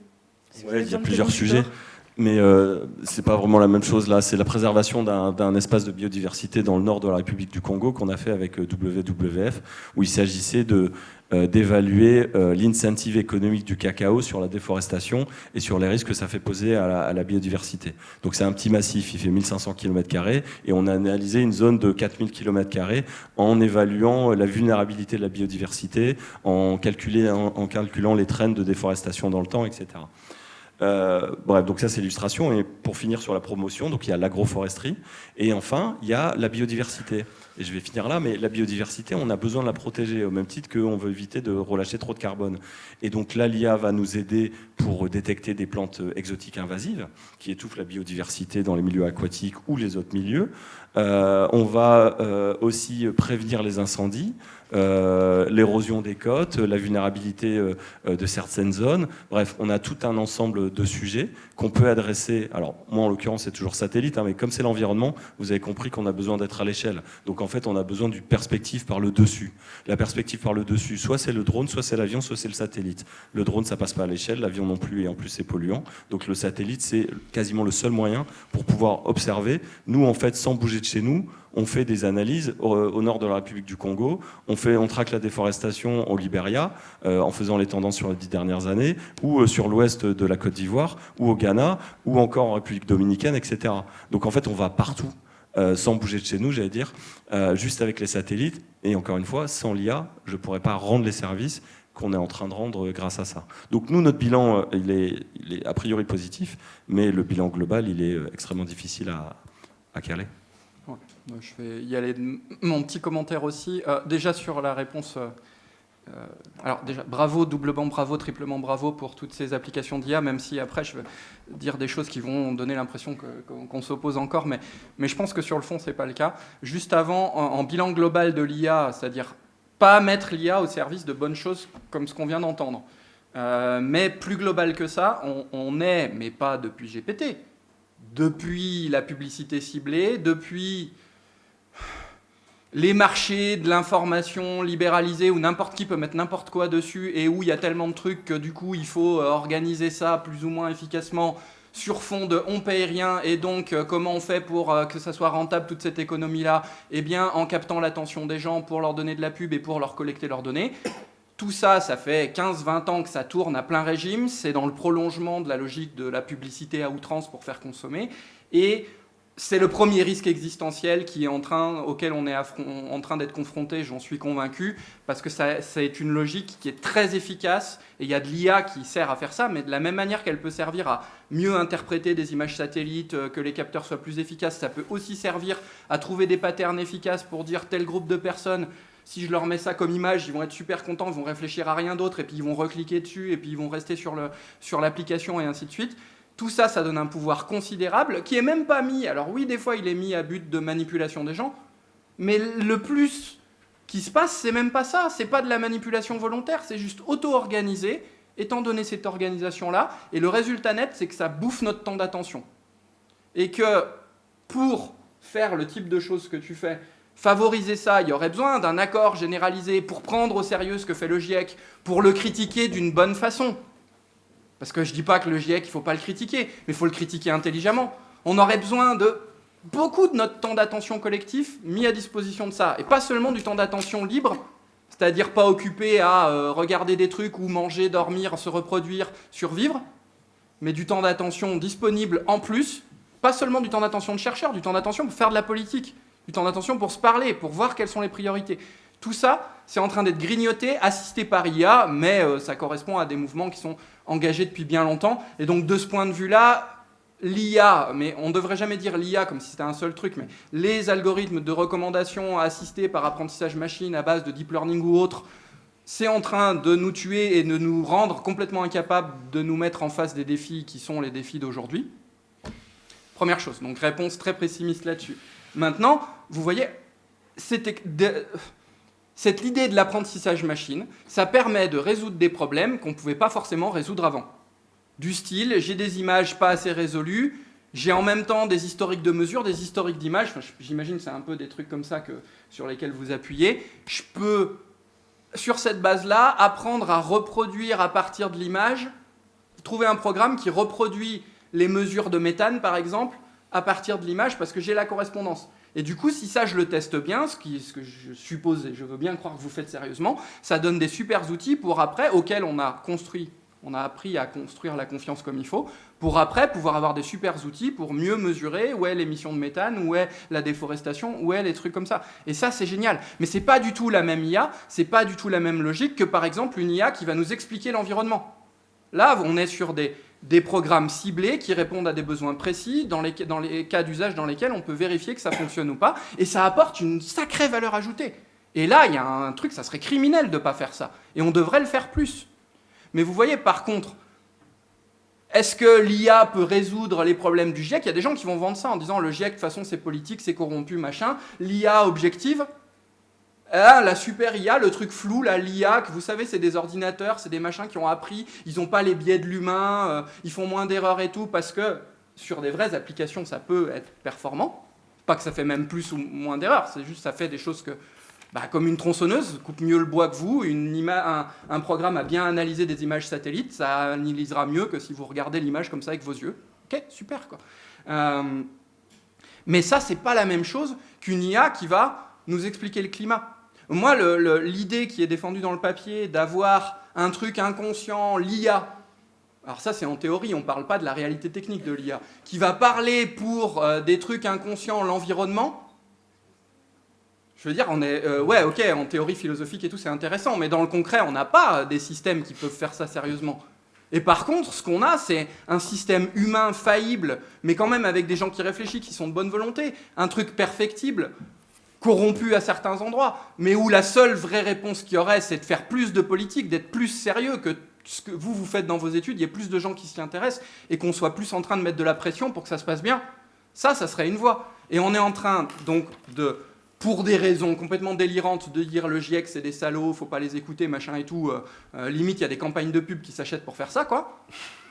Et à côté de ça, on dit qu'on va faire parler c'est le GIEC qui est censé parler pour le climat, pas pour tout l'environnement, mais c'est des gens compétents qui vont pouvoir faire parler des images pour qu'on ait des choses comme ça. Vous voyez ? Et là, on est en train de nous dire, c'est l'IA qui va parler. Non, mais c'est pas... On n'a pas ces technologies-là. Juste le dernier point, parce que je vois que je parle trop longtemps, mais il faut vraiment faire la distinction entre un truc à base de réseau de neurones artificiels qui est une sorte de machine de guerre à approximer des correspondances entre des entrées-sorties. Vous prenez n'importe quel type d'entrée, n'importe quel type de sortie, vous avez des régularités. Les réseaux de neurones artificiels, ça capture ces régularités-là et ça les reproduit. Le problème, c'est que ces technologies-là, ça va vous permettre de faire des prédictions sur un phénomène qui est stable, mais ça ne vous explique pas ce qui se passe à la manière dont une équation physique pourrait expliquer ce qui se passe. Et paramétrer automatiquement des équations mathématiques, parce que les réseaux de neurones artificiels sont des équations mathématiques, c'est juste des équations mathématiques ultra fourre-tout. Mais paramétrer automatiquement des modèles avec, on a choisi telle fonction parce qu'on pense qu'il y a tel phénomène, on n'est pas sûr exactement duquel, mais du coup, en utilisant les données, on paramètre une fonction beaucoup plus compréhensible. La science, elle a toujours, ça fait super longtemps que ça fonctionne comme ça, et ça permet de gagner de la compréhension, qui éventuellement permettra même de comprendre pourquoi un système se met à plus du tout se comporter de la même manière. Et le réseau de neurones artificiels, lui, si demain il y a un chamboulement parce qu'on est dans un système instable, métastable, et que d'un coup ça bascule et que ça se met à se comporter autrement, toutes vos données, elles représentent que ce qui se passait avant, elles ne représentent pas ce qui se passait après. Et du coup, vous perdez le pouvoir de prédiction et vous n'avez pas l'explication de toute façon. Alors qu'en ayant l'explication, ça peut peut-être aider. Mais vous voyez, ce sont des choses différentes. Et donc on peut faire des super choses avec de l'approximation statistique pour traiter des images, pour plein de choses, si on le valide bien. Mais ça ne veut pas dire qu'on va comprendre le climat avec une sorte de super IA qui dépasserait nos capacités cognitives à nous. Ça, moi, faudrait discuter beaucoup plus et je me fais prendre des gros yeux, je me prends des gros yeux à juste titre depuis tout à l'heure. Vous reposerez des questions si ça vous intéresse, mais il y a vraiment beaucoup de raisons pour être très très prudent avec ces choses-là. Il faut vraiment faire la part des choses. Je vous remercie pour votre intervention, Mathieu. On va passer à la question suivante. Justement, et je vous vois grimacer depuis tout à l'heure, donc est-ce que vous voulez réagir assez rapidement sur ces propos ? Pour l'instant, les IA s'entraînent sur des données produites par des humains, majoritairement. Avec les biais qu'il y a derrière. Bientôt, elles vont s'entraîner sur des données créées par IA. Non, elles vont s'entraîner sur des données créées par IA. Ça sera la fin du web. Voilà, on est rentré dans un nouveau monde. Très bien. Donc, il y aura les mêmes biais. Enfin, on a des biais pour l'instant. Je réagis quand même à ce que tu disais juste avant. Pour réaliser tes infrastructures, là, tes solutions, tu te bases sur du satellite. Donc il y a quand même un coût associé aux infrastructures qui est non négligeable. Tu n'es pas le seul à utiliser le satellite, je comprends bien. Mais donc ne pas oublier qu'il faut tout compter. Il faut tout compter. L'industrie du satellite, ce n'est pas la meilleure industrie, ni pour la couche d'ozone, ni pour la stratosphère, ni pour les débris, tout ce qu'on peut imaginer.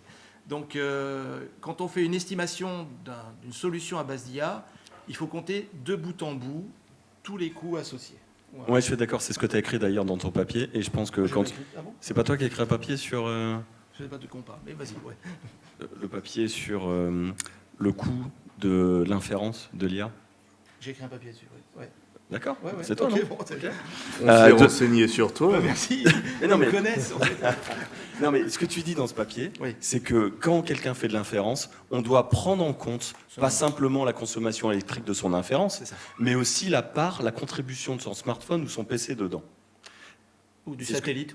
Et voilà, c'est là où je suis moins d'accord. Pourquoi ? Parce que s'il n'y avait pas l'IA, le gars aurait quand même son smartphone ou il aurait quand même son PC. Donc je ne suis pas complètement pour attribuer une part dedans. Et c'est pour ça que le satellite, moi, ils n'ont pas attendu que j'arrive pour les lancer. Mais bon, tu as raison, ça se débat en tout cas. Tu encourages le marché quand même, non pas à mon niveau, ça va leur donner trop envie frêle. De lancer d'autres satellites, il y a un marché. On n'utilise pas toute la bande passante. Bon, mais comme tu l'as dit, après c'est la comparaison entre si on est d'accord qu'on a besoin de ces images-là, oui. Comment on les obtient ? C'est peut-être plus malin d'aller les obtenir avec un satellite qui est déjà en l'air que de mettre des avions. Et là, on peut comparer, quoi. Exactement. Et j'ai rajouté un truc. métrique. Non, mais faut en discuter comme Je ça. rajouterai un truc juste pour finir. Les satellites, ils ont été envoyés pour des objectifs défense. Surveiller l'Ukraine, la Russie, la Chine, etc. Et de temps en temps, ils ont un peu de bande passante et on peut les programmer pour l'environnement. Donc est-ce que tu veux toujours que je les compte dedans ou pas? Moi, je les compterai à 100% sur la défense. Comme ça alourdit leur bilan. En réalité, en faisant ça, ça réduit l'impact carbone de chaque acteur. Plutôt qu'il y en ait 2 qui utilisent le satellite, si vous êtes 10, ça diminue l'impact carbone de chaque acteur. Oui, mais moi je veux Si pas chacun compte, si personne compte. Bien sûr. Pierre-Louis, vous parlez de régulation, donc on va passer à la question suivante. Donc, à partir de ces constats, on va désormais ouvrir le débat sur la question de la régulation. Comment la loi pourrait elle-même protéger l'environnement? Faut-il imaginer de nouveaux outils? Jusqu'où peut aller le législateur face aux enjeux de compétitivité et d'innovation? Je vais vous faire un cours de droit, sortez le cahier. Je vais commencer par une chose, c'est que depuis 2005, notre feu président, Jacques Chirac, a mis dans la Constitution la Charte de l'environnement. La Charte de l'environnement a une valeur constitutionnelle, tout comme la Déclaration des droits de l'homme et du citoyen de 1789, tout comme la Constitution de 1958 de notre cher général de Gaulle. Quand je dis cher, c'est pas que je les apprécie ou pas, c'est que vous fassiez le lien avec eux. Et en réalité, aujourd'hui, le règlement qui entoure l'intelligence artificielle et plus globalement l'informatique, il est notamment européen. Si je reprends les étapes de l'intelligence artificielle que j'évoquais en introduction, dans l'extraction, on a un règlement européen, c'est le règlement 2024-3015. Tout produit issu du travail forcé est interdit au sein de l'Union européenne. On va vous dire qu'on va tous se retrouver à poil et sans smartphone. Ensuite, on a également la directive CS3D, qui est le devoir de vigilance. Pour la fabrication de ces cartes graphiques, de ces RAM, de ces GPU, on a la directive REACH, et on a également autre chose, c'est la directive sur la cyber-résilience.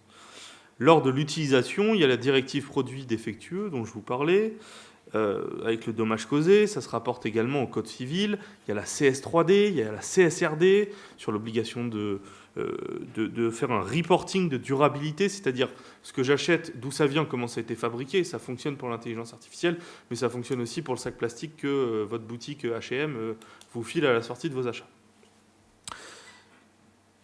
En réalité, mon idée n'était pas de faire une liste de tous les règlements portant ou touchant de près ou de loin l'intelligence artificielle, c'est simplement que vous aperceviez qu'un règlement, ça fait entre 100 et 300 pages, et que n'importe quel acteur qui se lancerait sur le marché aujourd'hui va être perdu, va pas savoir où regarder. Et même s'il commence par regarder dans le règlement sur l'intelligence artificielle, c'est aujourd'hui quelque chose de nouveau. Il y a des systèmes qui ne sont même pas encore régulés parce que la Commission européenne n'a pas encore sorti les directives. Et pour revenir à l'environnement, quand le mot carbone est mentionné 0 fois, quand le mot déchet est mentionné 0 fois, et quand le mot climat ou climatique est mentionné 3 fois, comme passe-partout, là, comme ça, on s'interroge. Et pourtant, au sein du règlement sur l'intelligence artificielle, qui a été sorti par l'Union européenne, il y a néanmoins des passages qui sont intéressants. Vous faites du droit ou pas? Vous savez ce que c'est un considérant? Vous les lisez? Ouais, ok. Moi, je sais pas ce que c'est, si tu peux expliquer. Un règlement est constitué d'articles, un peu comme un code, et les considérants, c'est plein de petits points que tu as avant les articles. Et globalement, quand tu ouvres le règlement, tu cherches l'article 1 et tu zappes tous les considérants. À nouveau, je ne vous juge pas, je l'ai fait aussi, c'est chiant. Mais tous ces points, en fait, vont venir préciser l'objectif, pourquoi, comment, te donner éventuellement quelques définitions. Et il y a le considérant 27 du règlement sur l'intelligence artificielle qui dit « Les systèmes d'IA sont développés et utilisés d'une manière durable et respectueuse de l'environnement, mais aussi de manière à ce que tous les êtres humains en profitent. » C'est très philosophique et je ne sais pas ce que ça veut dire. Et je ne sais pas comment tu fais la balance. Mais il y a également le considérant 142, par exemple, du règlement sur l'intelligence artificielle, qui nous dit qu'il faut encourager, les États membres doivent encourager les IA bénéfiques à l'environnement. C'est le moment d'aller chercher des subventions. On a également l'article 40, par exemple, du règlement sur l'intelligence artificielle, qui nous dit améliorer les performances des systèmes d'IA en matière de ressources. Il y avait l'annexe 11 que je vous ai cité, ou l'article 95, avec des codes de conduite volontaires et des bacs à sable réglementaires pour les États membres. Je vous ferai un cours sur le règlement de l'intelligence artificielle plus tard. Mais en réalité, l'état des lieux, c'est le suivant, c'est que c'est très prospectif et qu'il y a de réelles lacunes. Les lacunes, c'est qu'il n'y a pas de métrique. On ne peut pas palper concrètement les textes, c'est que du texte. Il y a une fragmentation juridique, je vous ai parlé d'une dizaine de textes, on doit représenter au total entre 1000 et 2000 pages, c'est très difficile à prendre en main. Et il y a une information qui est asymétrique pour les différents acteurs sur l'intelligence artificielle. Donc moi j'ai 3 propositions à vous faire. C'est le moment où je lance ma candidature au présidentiel.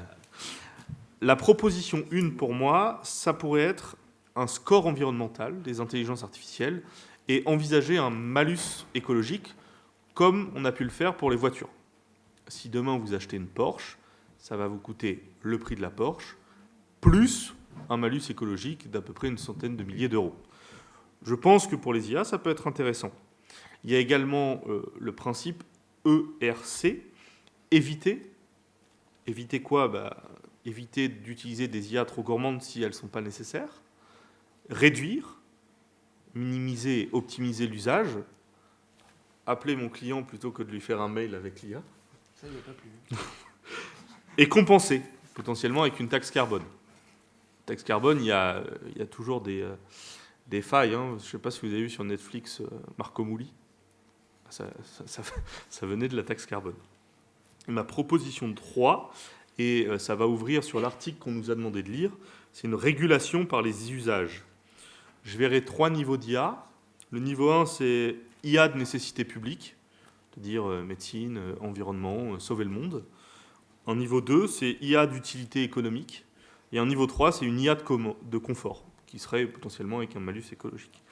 Il y a évidemment des limites, et c'est une critique qu'on fait globalement sur l'Union européenne, c'est cette notion de compétitivité, et il pourrait y avoir une fuite réglementaire des acteurs, justement pour retrouver de la compétitivité au sein du marché.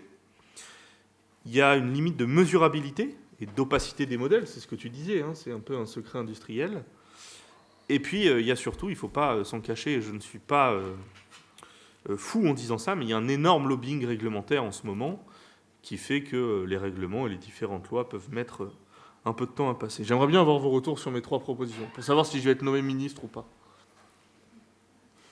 Oui, non, mais moi, je suis très d'accord. Au début, justement, je me disais, il y a le côté malus écologique des usages, quoi. Enfin, faire un starter pack ou une ghiblification d'une photo avec l'IA, c'est pas responsable aujourd'hui, quoi. C'est drôle, mais alors après, voilà, bien sûr, si faut comparer toute sa vie, quoi. Si vous faites que ça dans votre vie d'environnemental pas friendly, ok, quoi.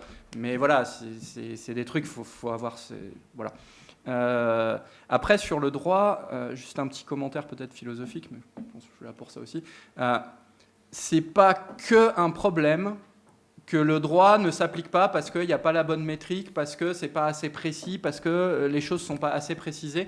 Il y a un danger derrière ça, bien sûr que ça manque et qu'il faut préciser les définitions et tout, mais il faudrait pas, enfin en tout cas c'est mon avis, réduire le droit à un truc informatique qui doit s'appliquer comme un programme. Et il faut que ça ait la réponse à tout dans toutes les situations. Il faut que ça soit marqué dans le code. On dit code civil, code machin. Mais bon, c'est pas que ça le droit. Le droit, c'est aussi, et c'est aussi, je pense, moi, ces considérants sont aussi là parce qu'il y a un moment, c'est quelqu'un, notamment un juge, qui va être capable, étant donné ce qu'on lui a dit de tous les côtés, des gens compétents qui peuvent comprendre, de dire, ok, les textes sont là pour un certain esprit, ils prescrivent certaines choses, on va s'appuyer dessus et tout, mais il y a aussi toute une part de vie et d'informel qu'on veut avoir aussi, et le droit, il s'insère aussi là-dedans. C'est pas qu'une machine à gouverner, le droit. Et du coup, il y a un bon niveau, parce que sinon, on peut se noyer en disant un score environnemental, on peut passer des années à construire un truc qui servira à rien, ou qui sera tellement biaisé qu'on refera le GIEC version bis, et on sera coincé, parce qu'en fait, on aura... En fait, on peut le faire bien ou on peut mal le faire si on a l'esprit ou pas derrière. Vouloir mettre de la lettre, vouloir mettre du calcul, c'est à peu près la même chose en fait si vous grattez, mais pareil, je vais me faire prendre des gros yeux, donc je ne développe pas. Ce n'est utile que s'il y a une vision dans l'esprit, dans la direction. Dans notre cœur, on va vers où? Et un minimum partagé, un minimum de compréhension mutuelle. Et le flou du droit laisse cet espace à la vie collective aussi. Il y a une part politique dans le droit. Et c'est pour ça que le lobbying, on dit ouais, les AI Act est voté, c'est super, on est les premiers à réguler, mais rien du tout. On a posé le terrain de jeu. Et derrière, il y a des combats et des rapports de force politico-économiques monstrueux qui sont en train de se jouer, avec la plupart des gens qui disent c'est bon, c'est régulé. Non, c'est pas bon en fait. Il y a du combat à mener pour savoir quel esprit va s'imposer. Parce qu'une règle, si vous avez l'esprit opposé à celui qui a été mis au départ, la règle, elle pourra peut-être servir quand même et être insérée dans un système où ça va fonctionner quand même. Donc vous voyez, quel est cet esprit? Quelles sont ces choses vers lesquelles on veut aller? Quels sacrifices on est prêt à faire? Il y a toutes ces questions-là que le droit va pouvoir accompagner ça, mais ne fera pas le travail tout seul. Je peux y aller? Ouais. Je ne suis pas tout à fait d'accord avec ton programme présidentiel. Je voudrais bien retoucher 2-3 petites choses. Tout d'abord, ton score environnemental, c'est toujours risqué de réduire une complexité à une métrique unique. Et on observe dans beaucoup de scores environnementaux que les industriels sont toujours en train d'essayer de le contourner. À la fin, tout le monde est A+, ou A++, et il n'y a plus personne. On l'a vu avec le Nutri-Score, quoi. Oui, ou les machines à laver. Enfin, tout ou les Coco Pops sont bientôt B. Voilà, donc ça, c'est un peu le problème. Et peut-être pour compléter ton approche ERC, moi j'aime bien l'approche 7R que je voudrais te soumettre. Elle s'applique au numérique et c'est très certainement bien à l'IA. C'est refuser, réduire, ralentir, réutiliser, réparer, recycler. Ça doit faire 6 ou 7 mots, il faudra compter, mais voilà. Donc essayer de se calmer, de ralentir à la fois l'emballement provoqué par l'IA et l'emballement de l'IA lui-même. Et puis, moi, ce qui m'ennuie dans ton programme présidentiel, c'est que tu nous imposes un peu des catégories sur nos usages confort. Hein. Moi, j'aimerais bien qu'on débatte collectivement ça. Je ne voudrais pas que ce soit un président qui me l'impose. Je voudrais que ce soit un débat collectif. Ce sera débattu à l'Assemblée. Ouais, voilà. Non. OK. Et quand tu as fait l'ouverture tout à l'heure, tu as dit l'IA, c'est le reflet de nos choix. Je n'ai pas l'impression d'avoir choisi, moi. Le 30 novembre 2022, le ChatGPT est apparu. On nous a mis des objets superbes entre les mains. Je parle grand public, là. Ouais. Ils sont très jolis, ça brille, comme beaucoup d'aspects du numérique. Je n'ai pas eu l'impression d'avoir choisi et débattu collectivement. J'ai le même ressenti pour la 5G, je vais avoir le même pour la 6G. Hein. Je n'ai pas l'impression qu'on débat collectivement de ça. Hein.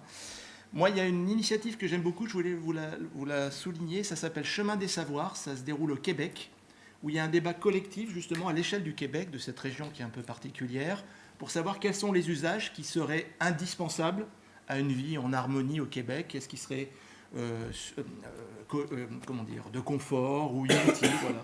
Et donc j'aime bien cet aspect de débat collectif. Je ne pas dit que ça aboutisse, mais voilà, je vous le soumets. Non, mais l'idée est bonne et on a eu l'initiative citoyenne qui a été lancée par Emmanuel Macron avec une centaine de citoyens votés au hasard. Et ça a fait flop. Est-ce que parce que ça a fait flop, il ne faut pas le refaire? Non, il faut essayer. Je suis totalement ouvert et je suis pour le débat et débattre tous ensemble. Mais je n'ai pas encore trouvé le modèle. Dans le cadre d'un programme qui s'appelle Alt Impact, entre l'ADEME, CNRS et l'INRIA, dont je fais partie, on a mené un dispositif citoyen à Lyon, avec la métropole de Lyon, pour qu'un groupe de citoyens nous propose des actions transformantes à l'échelle d'une métropole, donc voilà, qui est assez conséquent, avec un ensemble de propositions sur l'IA, sur le partage du numérique. Et la métropole s'est engagée, à les écouter, ces citoyens, et puis 2, à essayer de le mettre en action dans sa feuille de route du numérique éco-responsable et de la sobriété numérique. Des petites applications. Anthony, on aimerait vous entendre sur le sujet. Ouais, sur les propositions, donc, je ne suis pas non plus complètement d'accord, je ne suis pas sûr de voter pour toi. Juste sur, donc, déjà, il y avait... oui, je ne suis pas pour mettre en place une autorité morale qui va définir c'est quoi le confort, qu'est-ce qui est confortable ou pas, et de trancher sur l'utilisation confort. Je pense qu'il faut agir ailleurs, sur l'éducation ou autre, ou peut-être des mécanismes de désincitation. Mais pas, en tout cas, dire ça c'est confort ou pas. Et le deuxième, quand tu parles de la Porsche Cayenne, ça veut dire de pénaliser les gens qui vont utiliser des modèles qui sont plus coûteux, a priori. On peut supposer qu'il n'y a pas une rationalité limitée, c'est-à-dire je ne vais pas chercher un modèle pourri qui est coûteux. Donc je vais chercher un modèle qui est coûteux en environnement parce qu'il est performant. Et quand tu utilises ta Porsche, tu as les mêmes règles que tout le monde, tu ne peux pas rouler à plus de 130 sur la route ou 50 en ville, donc c'est complètement inutile d'avoir une Porsche. Tu peux acheter autre chose. Alors que si jamais tu commences à malucer les modèles performants parce qu'ils sont plus énergivores, tu vas faire une discrimination sur potentiellement les entrepreneurs qui ont les moyens et ceux qui ne l'ont pas, et tu vas créer une fracture dans l'accès aux ressources de compétitivité. T'as un ratio à faire, quoi. Il ne faut rien faire du tout. Ouais, c'est lié aux usages, quoi. C'est pas, t'as pas, la voiture, l'usage est dedans. Avec l'IA générative notamment, l'usage est moins dedans pour un même modèle, quoi. C'est là où l'analogie, peut-être, enfin, si je rebondis sur ce que tu dis, mais ça n'empêche pas d'y réfléchir dans ce sens-là, en rajoutant la dimension, parce que on disait qu'est-ce qui manque aussi dans les modèles qui ont déjà existé. Les citoyens font des propositions, on met en place, mais qu'est-ce qui se passe si vos citoyens, vous en avez 10, eux, ils ont monté en compétences, ou 150, ils ont monté en compétences, ils proposent des trucs cool, le million qui reste, bah, si lui, il a passé son temps pendant ce temps-là à juste regarder des vidéos de chats qui se lèchent ce que vous voulez les pattes, ou ce qui vous fait plaisir parce que c'est recommandé, mais qui ne s'est pas impliqué politiquement, eh ben, il y a des chances que la proposition elle soit attaquée par un opposant politique parce qu'il y a une ouverture, parce que le game il est comme ça. Et donc il faut faire ça, mais il y a un besoin de monter en compétences de discernement collective. Et donc le modèle de la Convention citoyenne, des trucs comme ça, moi je le ferais un peu moins velu dans le sens, bon, on ne peut pas mobiliser des experts toutes les 5 minutes qui accompagnent tout le monde, donc avec du matériel MOOC, open source à s'approprier, mais pour qu'il y ait de plus en plus de communautés qui puissent monter en compétences pour avoir des choix de discernement qui feront qu'on pourra avancer vers... soit on arrive vers un accord sur dire ça c'est vraiment abusé, on y met un malus, soit les gens le font même plus parce que ça s'est bien passé, mais il y a un renforcement à faire là-dessus, et c'est compliqué parce que c'est pas un savoir dont on dispose déjà. Qu'est-ce qui a un usage de confort, qu'est-ce qui a un usage qui l'est pas? Il y a des trucs évidents, starter pack, probablement, confort, quoi. Mais après... Et donc, il faut construire ces choses-là aussi en parlant tous ensemble et un peu en mode convention citoyenne, mais il faut aussi créer de l'accord dessus. T'es pas sûr que tes 150, ils voient tout. Enfin, donc, en fait, il faut généraliser beaucoup plus ça. Je veux bien qu'on mette juste le QR code du projet là que je voulais faire un peu de pub. Ouais, voilà. Donc, moi, je pilote ce projet-là. Là, c'est NHNAI pour Nouvel Humanisme au temps des neurosciences et de l'IA. Et on fait des trucs dans 9 pays, mais ça a très mal marché jusqu'à maintenant. Mais on essaye quoi, de faire des trucs de l'ordre de ce que je viens de vous dire. On crée des communautés où on essaye de discuter. En gros, l'idée, c'est que les chercheurs, ils ne sont pas au-dessus à dire ce qu'il faut faire. Ils sont à côté. Il y a un problème politique. Et les disciplines scientifiques, elles ont des choses à dire dessus, mais ça reste un problème politique. Et du coup, on essaye d'amener des choses pour réfléchir ensemble. Mais après, l'important, c'est qu'il y ait cette discussion, cette vie politique qui se fasse. Et donc ici, vous avez la dernière production, c'est White Paper, qui est là plutôt du point de vue expert, qu'est-ce qu'on peut dire sur comment on fait pour discerner, à quoi il faut réfléchir, comment il faut s'organiser. Mais peut-être juste avant, il y avait juste le projet en lui-même, il y a des résultats sur les discussions qui ont eu lieu. Parce que ce qu'on essaye de créer, c'est genre des communs. On a parlé de ça dans une communauté, peut-être une nouvelle communauté, elle va vouloir en parler aussi, elle pourra s'inspirer de ce qu'on a dit, des choses comme ça. Là, je le vends, ça a l'air super cool, c'est super dur. Notamment parce que nous-mêmes et les gens à qui on demande de bosser, on lutte contre la prédation sur le temps d'attention de tout le monde. Et que c'est super dur de trouver du temps pour participer à des conventions citoyennes, à des trucs comme ça. Néanmoins, si on ne le fait pas, je pense qu'il va manquer une brique dans ce qu'on met en place pour réguler. Alors ça, nous, on se casse les dents dessus, les résultats sont décevants, mais on essaye et faut essayer de le faire chacun sur nos sujets. Là où on peut, d'une autre manière, et j'ai bien noté les trucs que je connaissais pas qui vont dans ce sens-là, quoi, mais voilà, il faut qu'on vive ça comme un problème politique à débattre tous ensemble, vraiment, quoi. Il y a eu une initiative citoyenne, c'est le mouvement Osélia, avec les ambassadeurs Osélia et avec l'organisation de cafés de l'IA qui sont censés être accessibles à tous. Je suis moi-même ambassadeur Osélia, j'ai jamais organisé un café de l'IA, par manque de temps, je le reconnais et je m'en veux, mais c'est pas pour autant que je vais le faire. Et au-delà de ça, tu as un devoir, je pense que c'est notre devoir aussi de propager un peu ce savoir pour mener à la réflexion. Je vous remercie pour vos interventions. On va passer aux questions du public et on avait d'autres questions à aborder, donc je peux vous laisser un peu une réflexion assez globale. Est-ce que vous pensez qu'il faut hiérarchiser les usages de l'IA, distinguer une IA de confort, de nécessité On vient d'y répondre. Oui, oui c'est vrai, mais J'attends du public aussi une réflexion sur ces sujets. Et est-ce que vous pensez que l'IA peut devenir un choix moral, comme la consommation de viande ou de prendre l'avion, qui font beaucoup plus partie de nos réflexions actuelles? Vous voyez qu'on a abordé les questions, même si on n'a pas eu le temps de les poser. Moi, je sais que je mange moins de viande. J'en mange encore, mais j'en mange moins. Est-ce que ça a un impact? Je sais pas. Merci. Sur tes intestins, déjà? Ouais, mais non, mais au regard de l'environnement. Je pense que oui, ouais. Enfin, j'en suis pas encore là avec l'IA parce que je suis tout fou et que je fais péter mes usages à chaque fois sur Cloud Code, même avec le plan max. Tu peux nous dire combien tu dépenses en IA?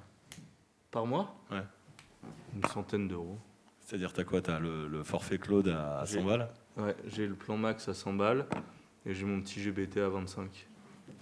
J'ai aussi Gemini intégré à Google Workspace. Et j'ai Siri dans mon iPhone. Et mon Mac. Ça fait un petit budget. Et toi? Le forfait 100 euros aussi pour Claude, mais je crois qu'il y en a un 200. Il y en a un 200. Ouais. Et je suis resté à 20 sur ChatGPT. Pareil. Voilà. Et ta boîte? En fait, pour l'instant, chacun utilise, et moi je paye une partie évidemment de trucs, mais on n'a pas encore complètement intégré le dispositif au cœur de la boîte. Et toi? Moi, 0. Bravo. Non. Tu as accès. Non plus. Alors moi, je vais faire un peu de pub, c'est 10. J'utilise juste un truc que je paye, c'est UpMeet pour les comptes rendus de réunion parce que c'est serveur en Europe et je sais pas si c'est frugal, mais par contre, ça garantit un minimum de... C'est pas gratuit, mais du coup, voilà, c'est pas utilisé pour entraîner les modèles, des conneries comme ça qui font qu'après les conversations le ressortent impromptement. Pardon. Moi j'avais une question, c'est sur... Je pense qu'il s'est éteint. Vous connaissez un peu le rapport entre l'utilisation par l'industrie de l'IA et l'utilisation par le grand public en masse. Est-ce qu'on a une disproportion entre les deux? Est-ce que c'est un peu équilibré? Et du coup, est-ce que ça pourrait être intéressant, on a parlé tout à l'heure de confort de l'IA, etc. Est-ce que ça a un intérêt en fait que tout le monde, chacun puisse faire, alors qu'il n'est pas graphiste ou quoi, des images? Moi je pense pas. Après, c'est marrant et tout ça, voilà, des vidéos comme ça, mais est-ce que ça a un intérêt? Est-ce que l'interdiction tout simplement totale pour les personnes qui n'ont pas un travail économique avec l'IA, ça peut être... est-ce que ça ferait quelque chose en fait au problème écologique ou en fait ça serait une goutte d'eau dans le verre? Moi, je crois qu'il y a eu des chiffres, mais je ne les ai pas en tête, qui sont sortis sur la répartition des usages, des inférences entre les entreprises et les grands publics. Et je pense que le ratio, il est en train de partir vers les entreprises. Je ne sais plus vraiment, j'ai plus les chiffres, mais j'ai l'impression que c'est colossal, la proportion de l'usage en entreprise, à vérifier. Et sur ta deuxième question, interdire l'usage de l'IA, ça serait une démarche quasi totalitaire. Donc pour moi, c'est pas quelque chose qui doit être fait. On doit s'y prendre autrement. Et potentiellement même, je pense qu'aujourd'hui, vous avez besoin d'embrasser ces technologies-là, parce que demain, il y aura des métiers pour tous ceux qui savent les utiliser et ceux qui seront restés à côté en termes de développement personnel sur l'intégration. Alors pas évidemment faire une image, générer une image pour s'amuser avec ses amis, mais vraiment pour intégrer ça, pour comprendre comment ça fonctionne, ça va vous donner un avantage compétitif avec ceux qui ne l'auront pas fait quand on sera face à des vagues d'unemployment colossales, notamment pour les jeunes actifs. Je rebondis sur ce que tu dis, et en fait, moi j'ai une question à vous poser, c'est comment vous voyez votre futur en termes d'emploi? Comment vous allez vous adapter? Qu'est-ce que vous allez faire pour, quand vous allez sortir de la fac ou de l'école de commerce, comment vous allez faire pour qu'on vous prenne? À répondre, t'as le micro, c'est con. T'es l'élu. Comment tu t'adaptes à ces changements de paradigme? Justement, j'avais une question un peu à ce sujet. Je rentre Bien en même temps. C'est la carte Uno Reverse.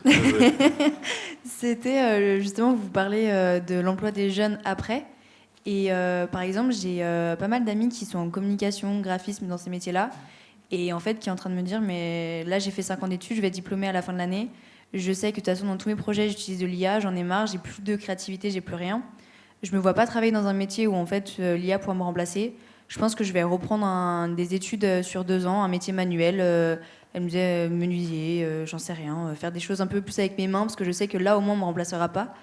Et du coup, vous avez parlé aussi du fait que potentiellement, dans le futur, on va plus pouvoir avoir des gens qui sont assez compétents pour vérifier les IA. Et donc, ça répond un peu à la question que vous avez vue au public. Là, actuellement, le futur pour ceux qui vont aller, pour être embauchés plus tard, ça risque d'être un peu compliqué, je pense. Même en droit, par exemple, où on peut se questionner sur derrière est-ce que l'IA pourra répondre aux problématiques. Et même nous, au niveau de nos études, où quand on doit faire une dissertation, on va directement sur l'IA pour savoir le plan, pour savoir les recherches, pour savoir la problématique. Est-ce qu'on est compétent derrière? Est-ce qu'on a la légitimité à demander un emploi en sachant qu'on va juste utiliser dans notre emploi l'IA? Je ne sais pas. Et du coup, Uno River sur vous, vous en pensez quoi justement du futur un peu pour les jeunes et derrière l'utilisation de l'IA, outre le fait de l'environnement et de son impact sur l'environnement qui, derrière, comme le montre aux études, pour potentiellement détruire la planète et poser des problèmes avec les limites de ressources et tout ce qui va avec, derrière, au niveau social, comment ça va se passer et quel va être l'impact de l'IA selon vous sur le social? Dans les cabinets d'avocats, il y a un paradigme qui est en train de changer. Ce qui est sûr, c'est qu'on recrute de moins en moins de juniors. Par contre, moi, je suis prêt à recruter un junior qui aurait 3 qualités. Ce serait un stratège, quelqu'un qui est capable d'analyser une situation et de me proposer une stratégie novatrice, quitte à faire jurisprudence. Ensuite, c'est quelqu'un qui a un fort tempérament humain et que je pourrais envoyer pour aller faire du business avec les clients et qui va me rapporter des contrats et des dossiers. Parce que moi, mes clients, je fais quelques visios, mais la plupart, ils ont besoin qu'on se voit, ils ont besoin qu'on se serre la main et qu'on se rencontre en face-to-face. Donc un collab dans un cabinet qui serait pertinent pour ramener du client, je trouve ça cool.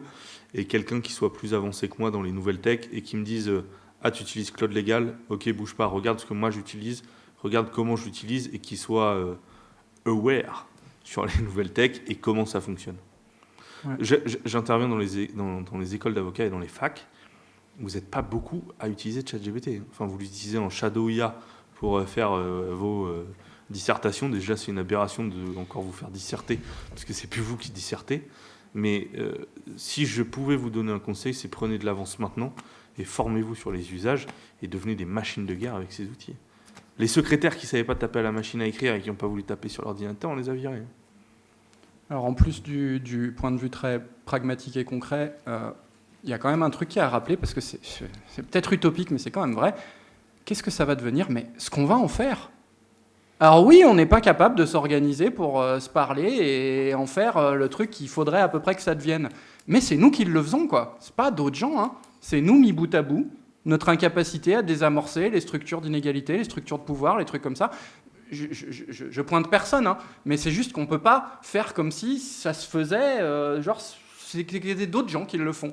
Alors oui, il y en a qui pèsent plus que d'autres, hein, mais à la fin, c'est quand même aussi... par exemple, si tous ensemble, on se dit demain, dans le milieu de la com, maintenant moi, une pub où je veux qu'il y ait un humain derrière parce que ça a de la valeur pour moi, mais c'est à cultiver ça, hein. C'est quelle valeur on y accorde, quoi. Si tout le monde est OK pour dire, moi je m'en fous, je veux juste des images...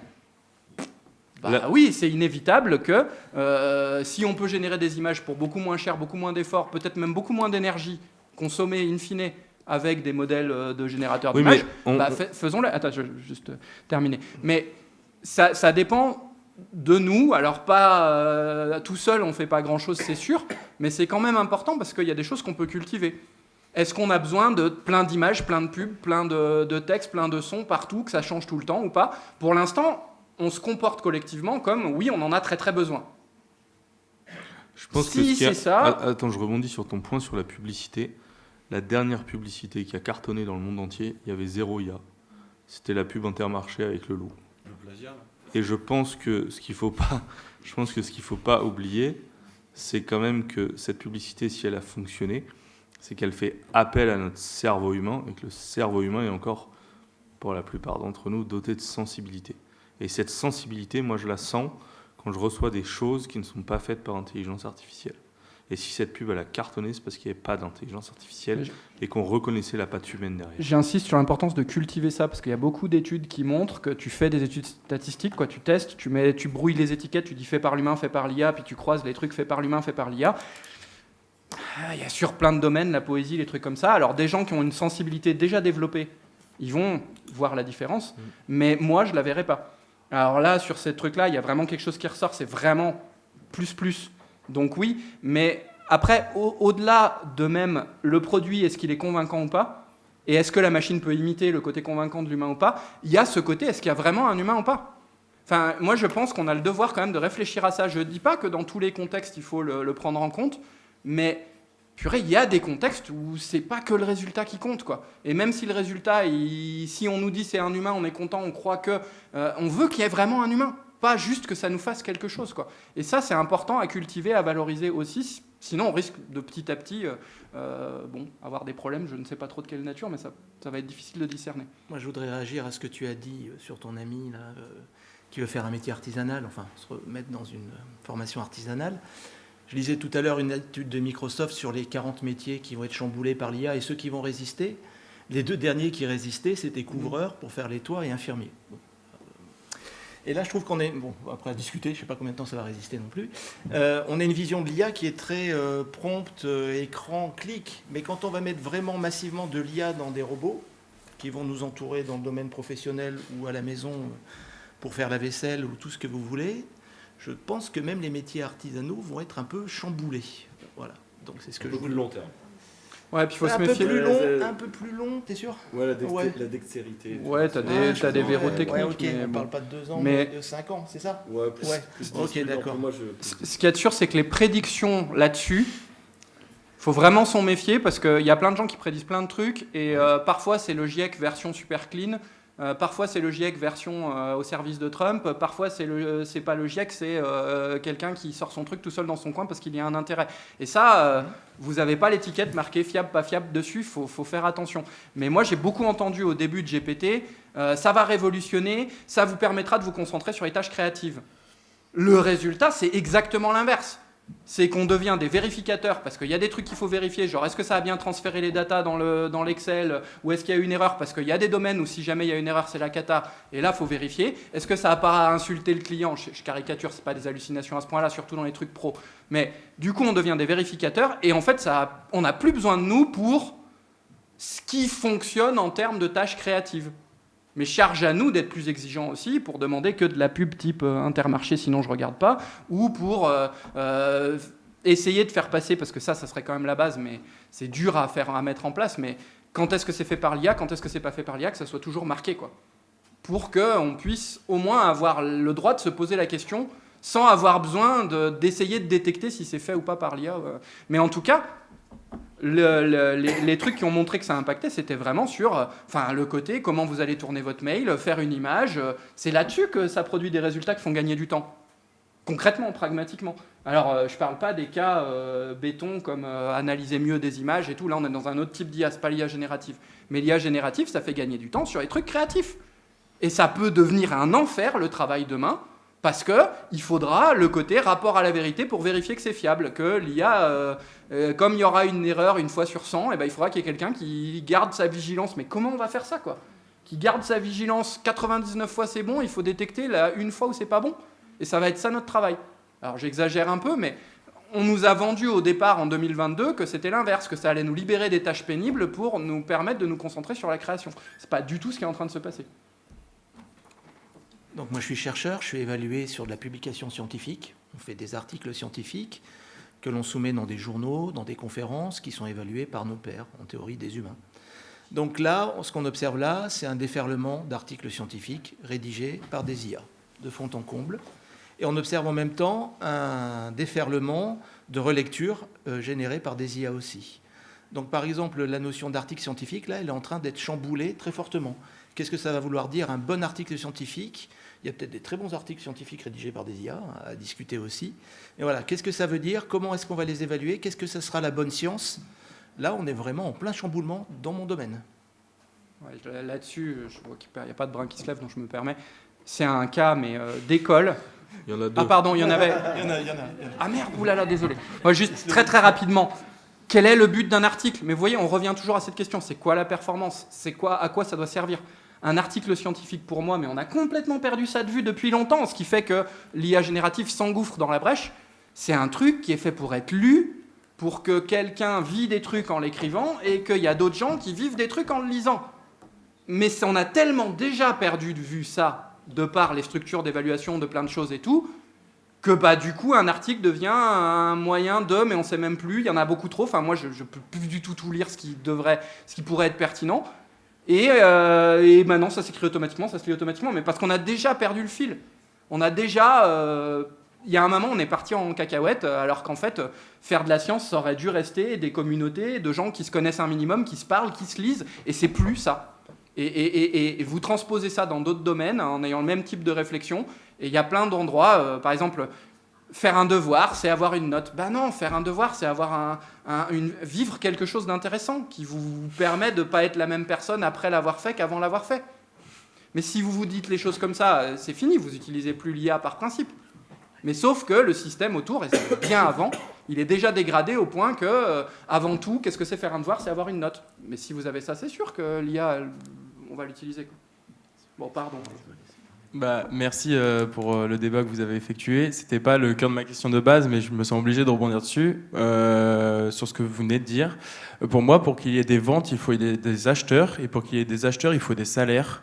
Et s'il y a une crise massive de chômage, ça va chambouler le système. Donc il y a aussi une autre question plus transversale qui est faite, c'est à partir du moment où on remplace et on intègre tous les IA dans tous les robots des maisons, si le rôle de l'être humain en soi n'a plus de sens, l'IA n'a plus de sens non plus. Donc ça répond soi-même à une question. Il va y avoir un problème quelque part, il va y avoir une révolution où on va se dire l'IA ne marche plus.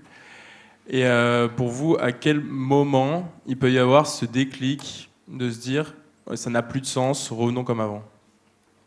Mais moi, ce déclic, je ne suis pas sûr qu'on l'ait, parce que c'est un problème de temps d'attention. Enfin, c'est pour ça que je vous disais, le premier problème existentiel de l'humain, c'est pas Terminator parce que l'IA trop puissante, machin.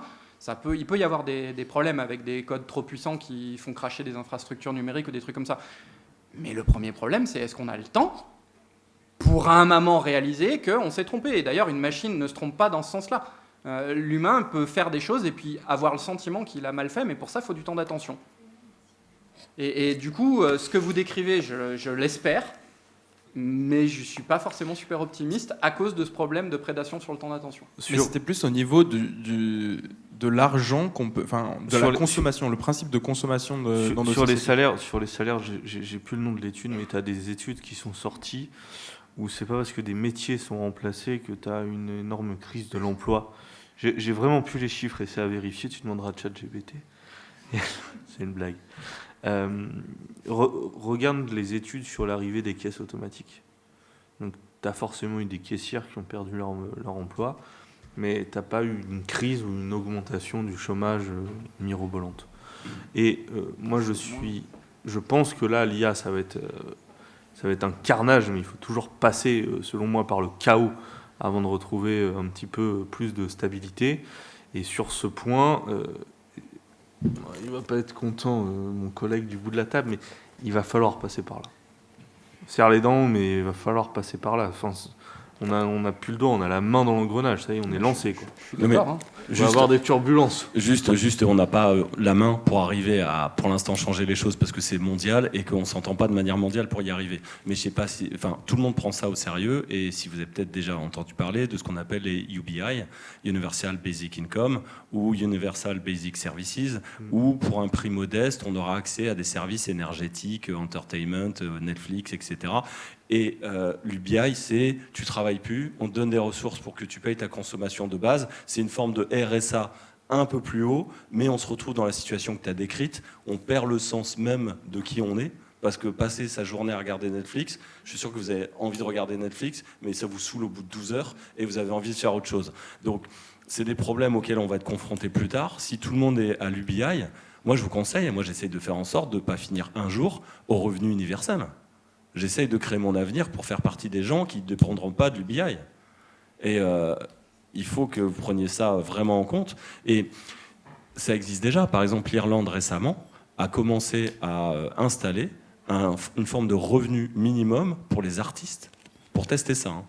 Pendant, je ne sais plus quoi, 3 ans, pour une certaine catégorie d'artistes. Si vous êtes irlandais, que vous êtes artiste, et que votre boulot, il a été récupéré par les IA, vous avez la possibilité de toucher un revenu qui est plus substantiel que, je ne sais pas s'ils ont un RSE là-bas, mais le principe c'est qu'il soit substantiel. Et donc on y arrive, il y a des initiatives là-dessus, et il va y avoir une grosse fragmentation, parce qu'il ne faut pas se tromper, hein. La richesse qui va être accumulée par tout ça, elle va être de plus en plus concentrée entre des mains de plus en plus réduites. Hein. C'est déjà à l'alarmement le cas. Bien sûr, mais vers la mondialisation a eu ses effets, mais là ça va être décuplé. Tout ça va finir entre les mains de on sait à peu près qui, sauf si en Europe on essaie aussi de créer des alternatives souveraines à tout ça, ce qui n'est pas évident. Mais voilà, c'est un vrai sujet de société et certainement l'objet d'un autre débat que Jessica créera à un autre moment.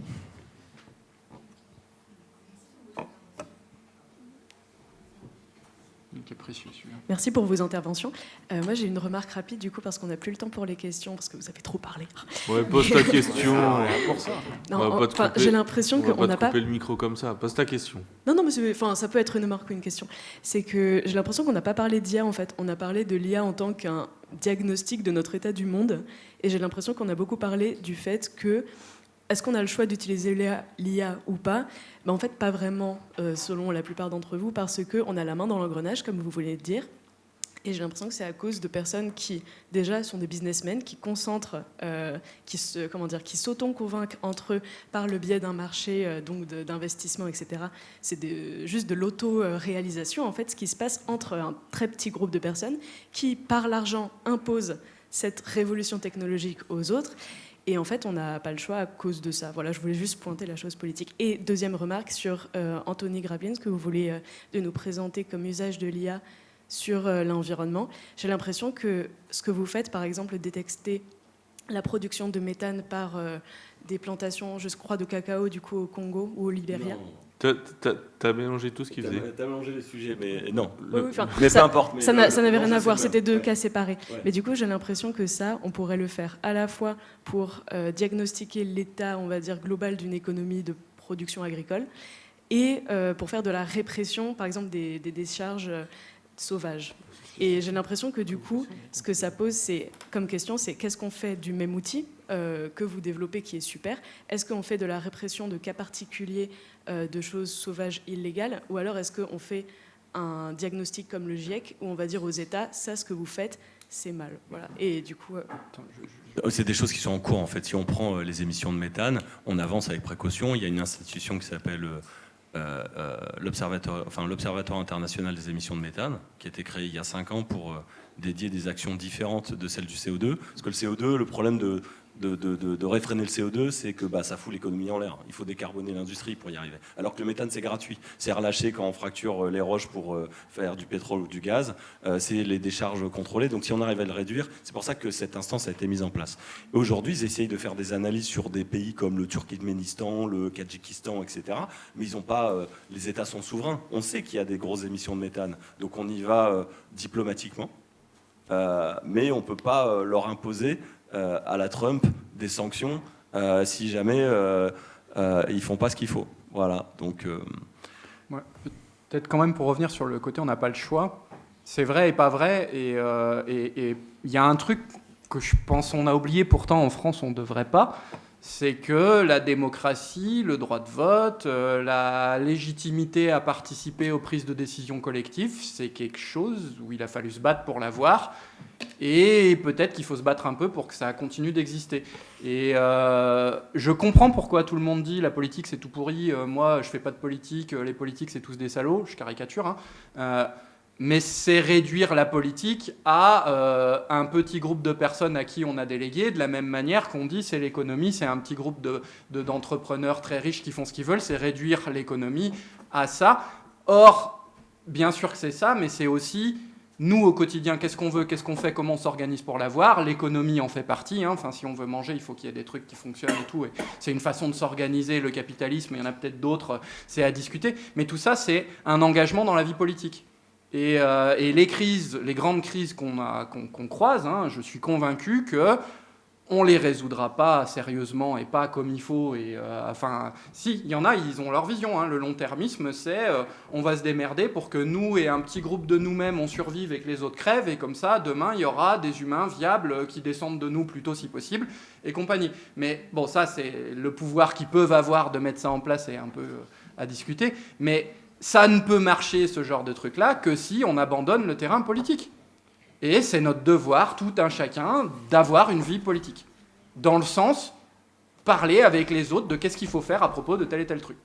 Et ça, on l'a trop abandonné, on a trop pris ça pour acquis, sous prétexte qu'on va voter, et si on y va, on se dit c'est bon, j'ai une vie politique. Ben non, avoir une vie politique, c'est aussi non seulement discuter, ce qu'on fait avec les copains, mais discuter sérieusement, aller chercher de l'info, utiliser peut-être de l'IA pour nous aider à faire ça, mais travailler sérieusement les sujets pour pas juste dire l'autre c'est un opposant, c'est un con, mais avancer ensemble, essayer de créer des choses pour avancer ensemble. J'ai pas la solution, mais si on n'essaye pas de faire ça et de mettre un peu de temps d'attention là-dedans, c'est ce que vous décrivez qui va se passer et on va continuer à avoir la main dans l'engrenage. Il vient de vous tracer votre trajectoire après votre diplôme, là. Qu'est-ce que vous devez faire après ? Messieurs, je suis désolé de vous couper si brusquement, mais on va devoir rendre la salle, on a déjà dépassé 20 heures. En tout cas, merci pour vos échanges riches et respectueux qui peuvent continuer si vous le voulez, là en bas si vous avez encore des questions, ou même au bar, on se retrouve au jeu de paume qui est juste à côté, on a réservé là-bas, donc vous pouvez nous y retrouver. Tournée de shot. On voulait vous remercier déjà d'être venu, d'avoir fait le déplacement et d'avoir débattu ensemble. C'est filmé. Et puis merci à vous aussi de vous être déplacés. C'était la dernière conférence, du coup, les mardis soirs. Je ne sais pas si j'oublie quelqu'un. Bien sûr, merci aux professeurs référents qui nous ont suivis, particulièrement monsieur Rémi Dufal, qui nous a aidés sur ce projet-là. Et puis voilà, je crois que j'ai fait le tour. Merci d'être venu ce soir et bonne soirée.